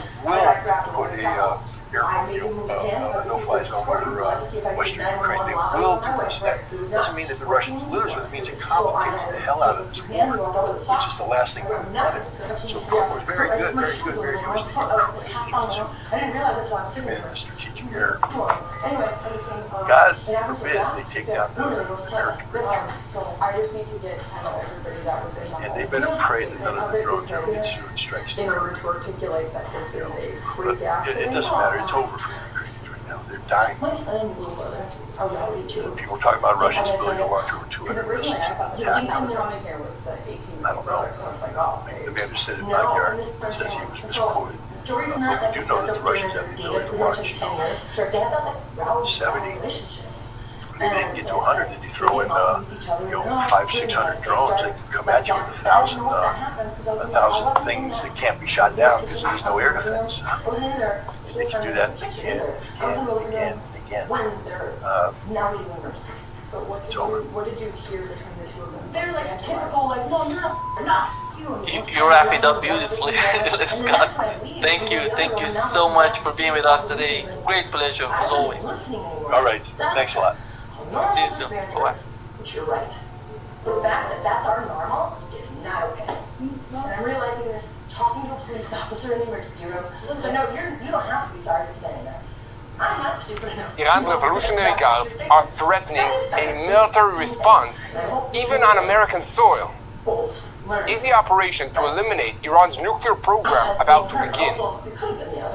The situation with Iran remains extremely tense, and it could deteriorate within just a few days. The United States struck a cargo ship as part of the naval blockade and warned Iran that if the negotiations fail, the response will be severe. The economic war against Iran is now on its way, and at the same time, the nuclear operation by Israel and the United States in Syria is meant to send Tehran a message. This could also become the model for Iran. Tehran is warning that the Strait of Hormuz will not reopen until the United States surrenders to the demands of the Revolutionary Guard. And Iran has seized the Strait of Hormuz, and the Gulf states fear that this may not change anytime soon. Donald Trump is furious with the Iranians, saying that they are conducting very cunning negotiations. A former Mossad chief is revealing just how deeply Israel studied the most sensitive sites in Iran's nuclear program, including the underground enrichment facility at Fordow. We will bring you all the details. A deception exercise by an Arab state has been exposed, and the chess game in the Middle East is becoming even more complicated. Israel has eyes and ears everywhere. And in Lebanon, without delay, without supply lines, and under growing pressure, the IDF is increasing the pressure on Hezbollah, the terrorist organization. The IDF is operating quietly to force the surrender of Hezbollah terrorists that are trapped inside tunnels in southern Lebanon. I'm Meir Pinto, joined by Ashley Alex, and we're boots on the ground. We bring you the full truth about what's happening in Israel and the truth about what's happening in our neighborhood in the Middle East. Today is August 12th, so let's begin. A United States Navy MH-60 helicopter fired 2 Hellfire missiles at the engine room of the vessel Villanova after its crew ignored the warnings from forces enforcing the naval blockade on the Iranian ports. The ship was seized before it could cross the Gulf of Oman on its way to Iran inside the American blockade zone. Since the naval blockade on Iran was renewed on July 14th, CENTCOM has intercepted 55 commercial vessels that attempted to break the blockade, struck 3 ships, and also seized 2 more. In another development that further increased the tensions between the United States and Iran, President Donald Trump threatened the possibility of a large-scale military attack on Iran if negotiations over its nuclear program fail. Trump sharpened his tone towards Tehran and presented a picture in which American pressure has pushed Iran into deep economic distress. According to him, things with Iran are going very well. Just excellent. We fully control the Strait of Hormuz. This is a quote by Trump. And he also declared that the United States Navy has full control over the Strait of Hormuz and states that only 2 oil tankers approved by Washington will be allowed to pass through it. We cleared all the mines. The Strait of Hormuz is now clean and completely under the control of the United States Navy. This is another quote by the President of the United States. The statement also reflects the expanded American military presence in the waters that are separating the Persian Gulf from the Arabian Sea. And Iran continues to issue threats and demand surrender from the United States of America. The Secretary of Iran's Supreme National Security Council, Mohsen Razai, declared that the Strait of Hormuz will not reopen until the United States agrees to a list of demands set by Tehran. Iran is presenting surrender terms to the United States and is standing firm at the negotiating table. But behind the scenes, the picture looks different. And the American president knows that very well. That's why for now, Trump is not returning to complicit escalation threats. He has not abandoned the military option against Iran. And because of his unprecedented nature and unpredictable behavior, it is very possible that he will return to direct threats against the Ayatollah regime. But at this stage, he appears to be following a new strategy, a return to maximum pressure on Iran's economy in order to force Tehran to compromise in the talks on ending the war. Trump declared that he is lowering the profile and conducting only partial negotiations with Iran, and at the same time he's emphasizing Iran's terrible economic condition after 2 wars and now also a naval blockade that is choking off its oil exports. Trump said clearly that he controls their money, he is their banker, and in practice, it's not far from the truth because inside Iran, the currency is at an all-time low point. The economy is shrinking at its deepest rate in 38 years, and the misery index, which combines inflation and unemployment, is at a record high. Even Iran's president, Masoud Pezeshkian, has warned of renewed protests against the Revolutionary Guards. Right now, it appears that the economy is the central battlefield. After it was revealed yesterday that the President of the United States was smuggled out of Turkey following a direct threat to his wife from Iranian elements, more details are now emerging. Israel informed the Trump administration of intelligence that is indicating a threat of shoulder-fire missiles against Air Force One during the president's flight after the NATO summit in Ankara, Turkey. Several of the president's senior aides remained on Air Force One, including Secretary of State Marco Rubio, in order to create a distraction. And at the same time, an unusual deception operation was carried out to conceal Trump's relocation due to concern about an Iranian assassination attempt against him or his aircraft. So we will soon bring you all the details about how the operation was carried out. And the American operation to remove nuclear components from Syria was also meant to signal the possibility of a similar operation against Iran. In 2007, Israel bombed a secret nuclear reactor built by the Assad regime at Ali Kibar in eastern Syria. That strike destroyed the core of Syria's nuclear program. But not all of the infrastructure and the components that had been scattered throughout the country were dismantled. Over the years, several research, development, and also storage sites remained in Syria, most of them inactive. One of the most sensitive facilities tracked by Israel's intelligence community is Site Number 99, a secret facility where materials and remnants originally purchased and then stored for the Al-Kiba reactor project were kept. And today, we will bring you everything that you need to know about the Syrian nuclear file, the secret understandings between the United States, Israel, Syria, and the International Atomic Energy Agency on removing nuclear materials from Site 99. The story of the secret facility and the difference between nuclear material and a nuclear facility. Our correspondent, Ashley Alex, will bring us all the details. And at the same time, a regional deception exercise that deeply concerns Israel has been exposed. One Arab state proposed to another Arab state that it advanced a diplomatic agreement with Israel in order to put Israel to sleep while continuing preparations for a future military campaign. In Jerusalem, it is being seen as a reminder that in the Middle East, peace agreements can be real, but they can also become a trap if there is no intelligence, deterrence, and independent ability to react. Curious as to how. And on the Lebanon front, Israel is frustrated with the Lebanese army and is making it clear that the pilot zone will not be expanded without full demilitarization. About 3 weeks have passed since the pilot program for disarming Hezbollah in southern Lebanon began. Israel says that the Lebanese army is not acting sufficiently on the ground and is not producing results. Another round of talks between the delegations is expected to take place in September, but Israel is making one point absolutely clear.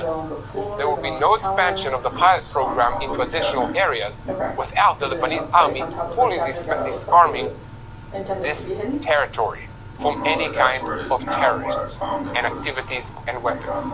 And on the ground in southern Lebanon, dozens of terrorists are trapped and fortified inside a massive underground route in the Ali Taher Ridge. And according to reports in Lebanon, the IDF is working to cut off the water supply to the infrastructure where Hezbollah terrorists are trapped. The terrorists are trying to move supplies inside using drones and the IDF is also working to thwart that activity. It appears that the IDF is working quietly to bring down the Ali Tahrir position in southern Lebanon, while the wrong contacts between Israel and Lebanon remain stuck over the demand to disarm the terrorist organization Hezbollah. The intense fighting on the Ali Tahrir Ridge proves that Israel is determined to take the hill and its tunnels out of the hands of the terrorist organization, whatever the cost. Security assessments indicate that many actions are being carried out that are not being publicly reported by the IDF, pointing to a secret and gradual method of operation. The combat situation of Hezbollah and the Revolutionary Guards is not good, especially when it comes to supply lines.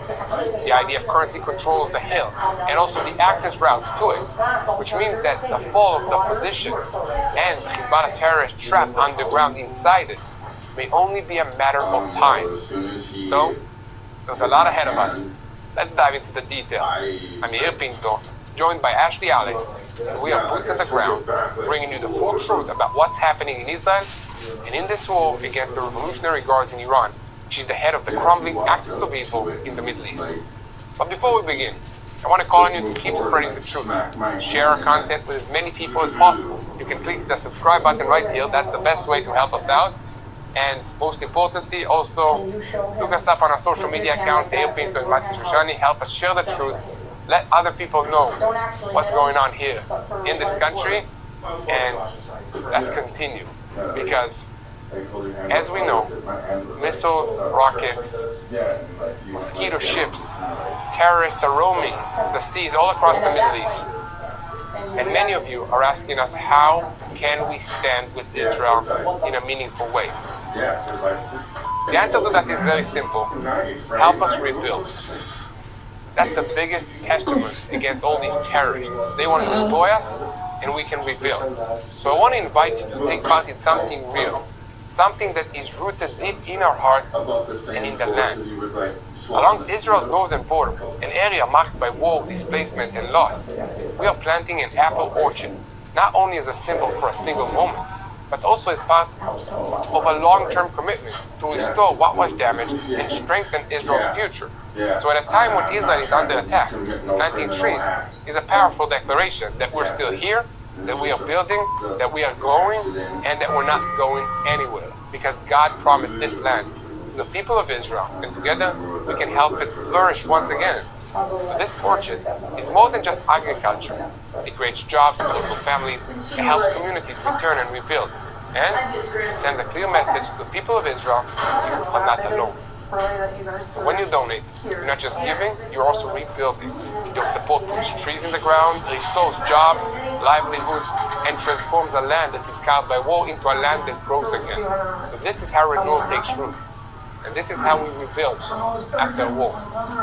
If you want to help us, go to www.tbn.org/rebuildisrael. Or you can also call 800-804-7895. So again, tbn.org/rebuildisrael or call 800-804-7895 to rebuild the land, restore hope, and bless the future. The attack on the Villanova tanker in the Strait of Hormuz tells us where this confrontation is going to. Washington is no longer enforcing its naval blockade only with warnings. The American MH-60 helicopter fired 2 Hellfire missiles directly into the ship's engine room after repeated orders were ignored, leaving the Panama flag vessel disabled in the Gulf of Oman. No casualties were initially reported. The question now is simple. What happens when the next ship refuses to stop and Iran decides to answer? Let me know what you think in the comments. But since the blockade was restored in July, American forces say that they have redirected 55 commercial vessels, disabled 3 non-compliant ships, and also boarded 2 others. The important part is the method. The United States is using precision fire to stop vessels from reaching the Iranian ports without automatically turning every interception into a large naval battle. Iran is responding by raising the political price. Hussein Razai, the new secretary of Iran's Supreme National Security Council and the former commander of the Revolutionary Guards, says that a technical arrangement with Oman will not automatically reopen Hormuz. Iran still demands an end to the American blockade and war, the release of frozen Iranian funds, and wider concessions connected to Lebanon and Gaza. President Trump is giving the opposite message. He says that the United States controls Hormuz and warns that if Iran makes another serious move, it could force another heavy military response. So we have two governments publicly claiming authority over the same waterway, while the negotiators are still talking. The Revolutionary Guards are also making clear that the response does not have to remain inside the Gulf. The public doctrine emphasizes readiness across the land, the sea, the air, and also hybrid warfare if the confrontation expands. That is consistent with the Iranian method that we have watched throughout this war. Create pressure in several threats and theaters and force Washington to calculate the cost everywhere at once. And now, move north with me to Lebanon, because there, the pressure is much more physical. At the Ali Taher Ridge, dozens of Hezbollah operatives remain trapped inside a major fortified underground complex. And the IDF has described that subterranean system as a strategic nerve center connected to Hezbollah's Badr regional command. Israeli forces control much of that area, and the areas surrounding, with observation, with fire, and also access to approaches, even where soldiers are not physically standing above every tunnel shaft. The latest Lebanese report described an effort to make life underground increasingly difficult.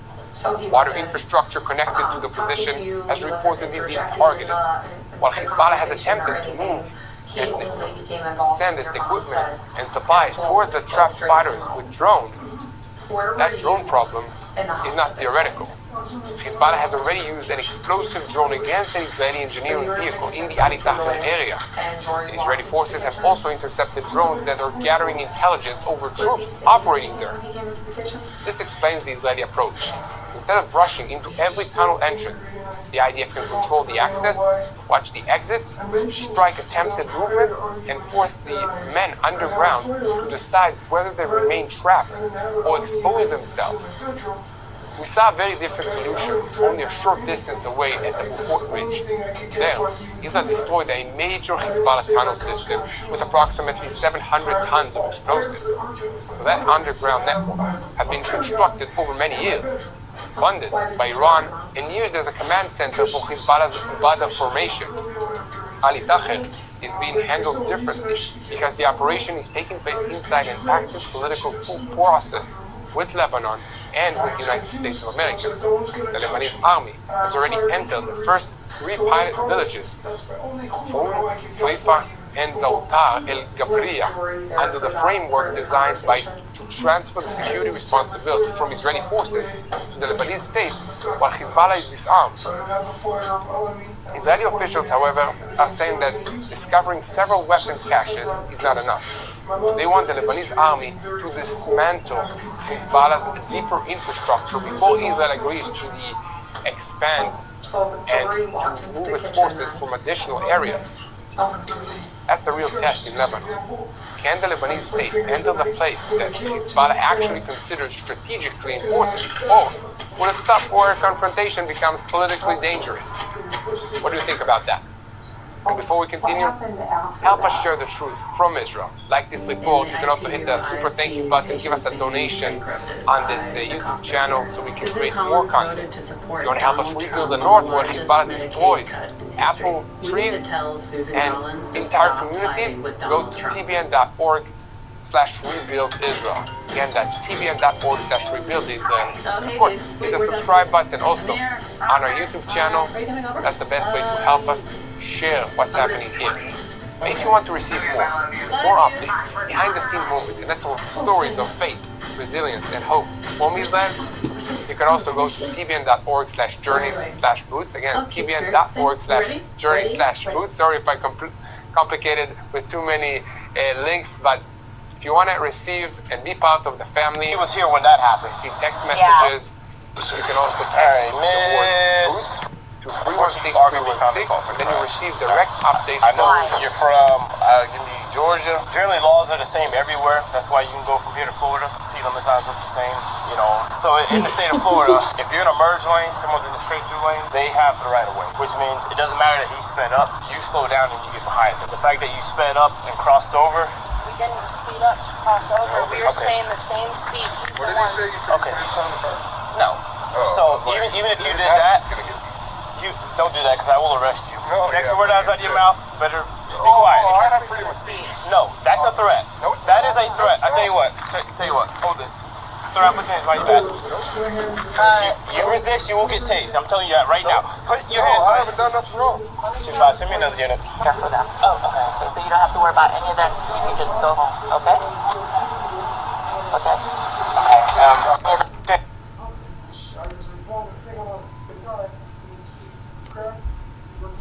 Don't do that because I will arrest you. Next word out of your mouth, better be quiet. I have freedom of speech. No, that's a threat. That is a threat. I tell you what. Hold this. Throw out, put your hands behind your back.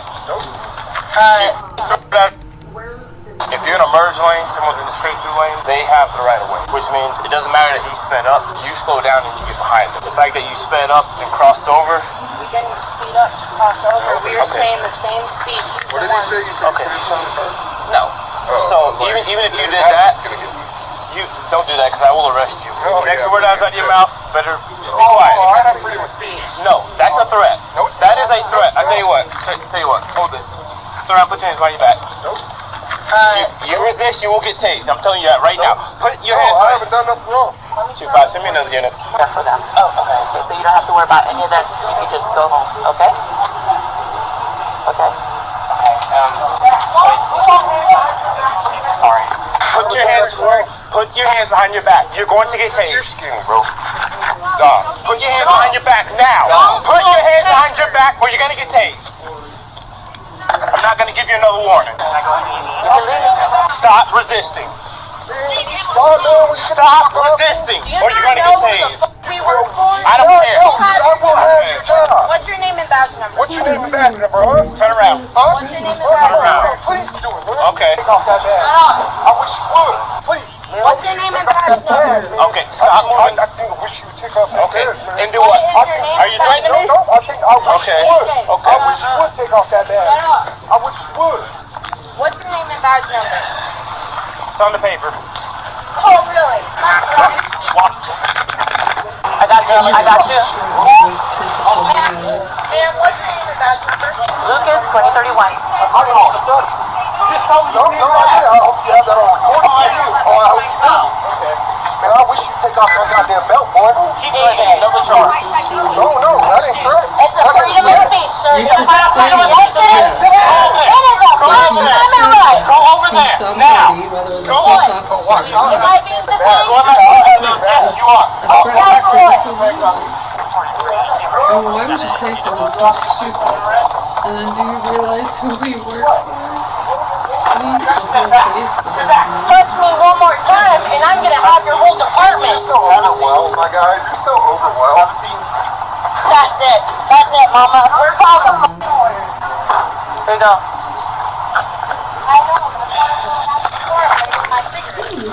You're going to jail. No, you're going to be placed under arrest. I have money. Turn around again. I don't care. Right, like you can say that, yes. I get there's an interaction that's taking place, right? And I'm speaking.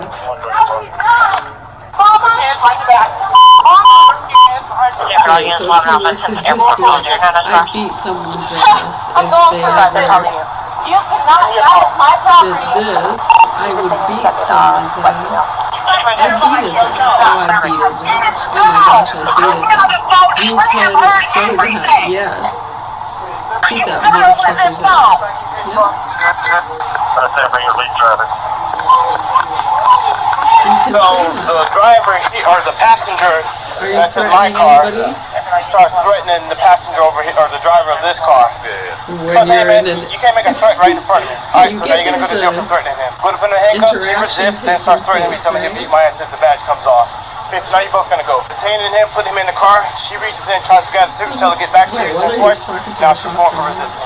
Let me get a female unit, and then we'll do that. Let my children go. Right, like say honestly, no, it's no joke. If you were standing in line too, let's say in a grocery store. She's got a dog in the car. We'll I mean, if you have proof, your camera's rolling. Your dog's going to the Seminole County Pound, all right? Your car's gonna be and you're towed. just minding your own business. You're not talking to anybody. You're not inciting anybody. Right. I mean, just engaging with someone or responding to someone's like we've had it situations where crazy people that sometimes just say stuff out loud. Right, and then someone not liking what they said. Right. Now, if it was something like, I am going to beat your ass, and they were directly talking to them. Okay. You already released the other guy? Or even if they were talking to somebody, say they're standing behind you and say, I am going to beat this person's ass, and you know they're talking about you. Right, I mean, see how it gets sticky? They could be talking about.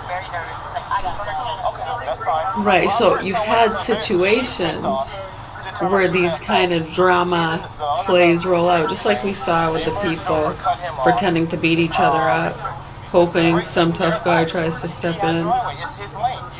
Slow down and get behind him. Yeah. And then you jam your brakes in front of him, you're at fault. So I'm explaining. Right, so they do that kind of stuff all the time. Grocery lines. Not as much as they used to. It used to be a way of trying to piss somebody off. Same reason. They were just assaulted. Now they're a victim and they need pain medication. You'd be surprised. I didn't even ask you. Well, the dog's in there, so I'm good with that. And then they were a victim of what is it called? When it's something in the public like that too, they were a victim of assault. Or because you have domestic abuse. Yeah, there's different kinds, and then you can have different programs and funding for stuff like that. So they were staging a lot of those. They try to fly forward and pass him, wind up getting clipped on their passenger right side. Okay, so you're at fault. You shouldn't have tried to pass to that. He has the right way. It's a straight lane. He doesn't have any yield signs. Fast forward, explaining to them that they're at fault. He gets pissed off, starts threatening the other driver as I'm standing. I'm like, bro, you can't do that in front of me. Oh, no. Okay, then you can just go to jail. So I go to detain him, starts resisting. I don't know who the hell he is. I don't know who he works for. I don't care. Finally get him detained after pulling out the taser and pointing it at him. As I'm putting him in the back of the car, she reaches in. I'm like, yo, get back. She reaches in again and tries to grab the cigarettes or something. I don't know what the hell she's doing. She's reaching in, like coming down by my left leg. I'm like, all right, nope, now you're gonna go for resistance. So, whatever. We're just waiting on our female sergeant. Put you in my car and get you home.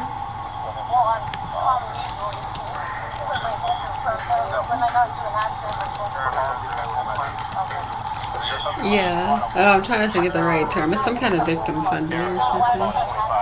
We're giving it to animal control. Unless your mother lives nearby, I'm willing to turn it over to her.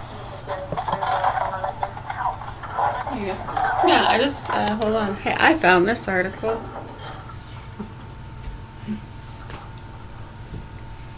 Staging fake relations. I love it when people roll their eyes like I'm just making stuff up. And it's like, I'm sharing concerns of other people who investigate or keep an eye on those kind of things for a living. I mean, you can't like go around just looking for that. It happens when it happens, right? But the education and learning about it can help with prevention and awareness and stuff like that, right? Anyways, staging fake relationship fights or fabricating domestic violence to fraudulently access victim funds, housing priorities is a big one, or crowdfunding is a severe form of that same criminal fraud. That's what a lot of people have been saying to them, and then the ones that go along with it, oh, they're trying to take your freedom of speech if you try to tell them to knock it off. Oh, they're trying to stop us. Don't listen to the Karens. So did you hear what we said? Okay, so they stage fake relationship fights. How would they get housing priorities? Why would they? We just showed you a few, and we just told you. Why would somebody do that? Then the other person's gonna go to jail and have to deal. No, they see how the guy was yelling right at her and barely touched her, like grabbed her by the back of the neck.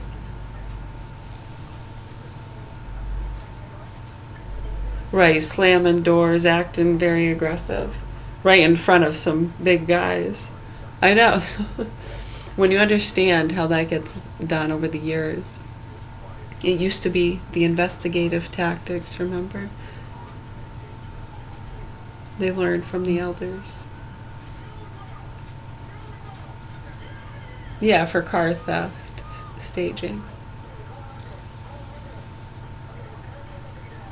So this is the opposite, where you have that setup, and then when the big tough guy comes over and roughs him up a little bit,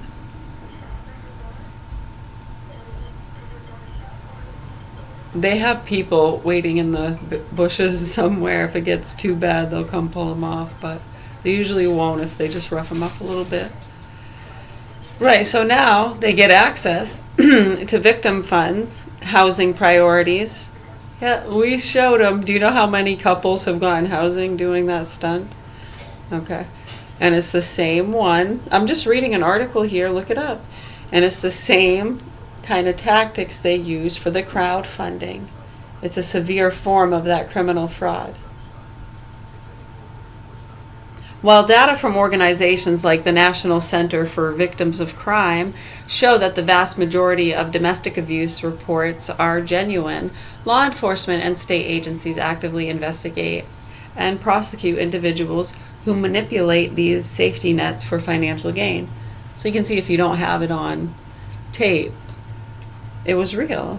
It's all real. Yeah, the couple will say, yeah, they were arguing and stuff, and the girlfriend will stick up. We were having just an argument. It was none of their business. They shouldn't have come over and done that. Those big, mean old goons. Thugs.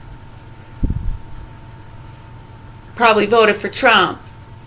Yeah, so anyways. When individuals or couples coordinate fake altercations, their motivations generally target specific financial or structural benefits. State crime victim funds. Every U.S. state operates a crime victims fund to help legitimate victims cover medical bills, mental health counseling, and lost wages. Proprietors attempt to tap into these pools by creating fraudulent police reports and medical records. Crowdfunding fraud. Some individuals stage injuries or relationship crises on social media to launch viral crowdfunding campaigns, such as GoFundMe. High-profile cases have resulted in felony charges for theft by deception when investigations provide the underlying assaults were fabricated. Yeah, and a lot of them don't even go through that process. They have YouTube channels and people supporting them to go to the protest, and then when they supposedly get hurt, oh, look at what happened to me while I was out protesting for us. And people will give them dollars. My GoFundMe. I can't pay for this. What am I going to do? Yeah, it's ridiculous.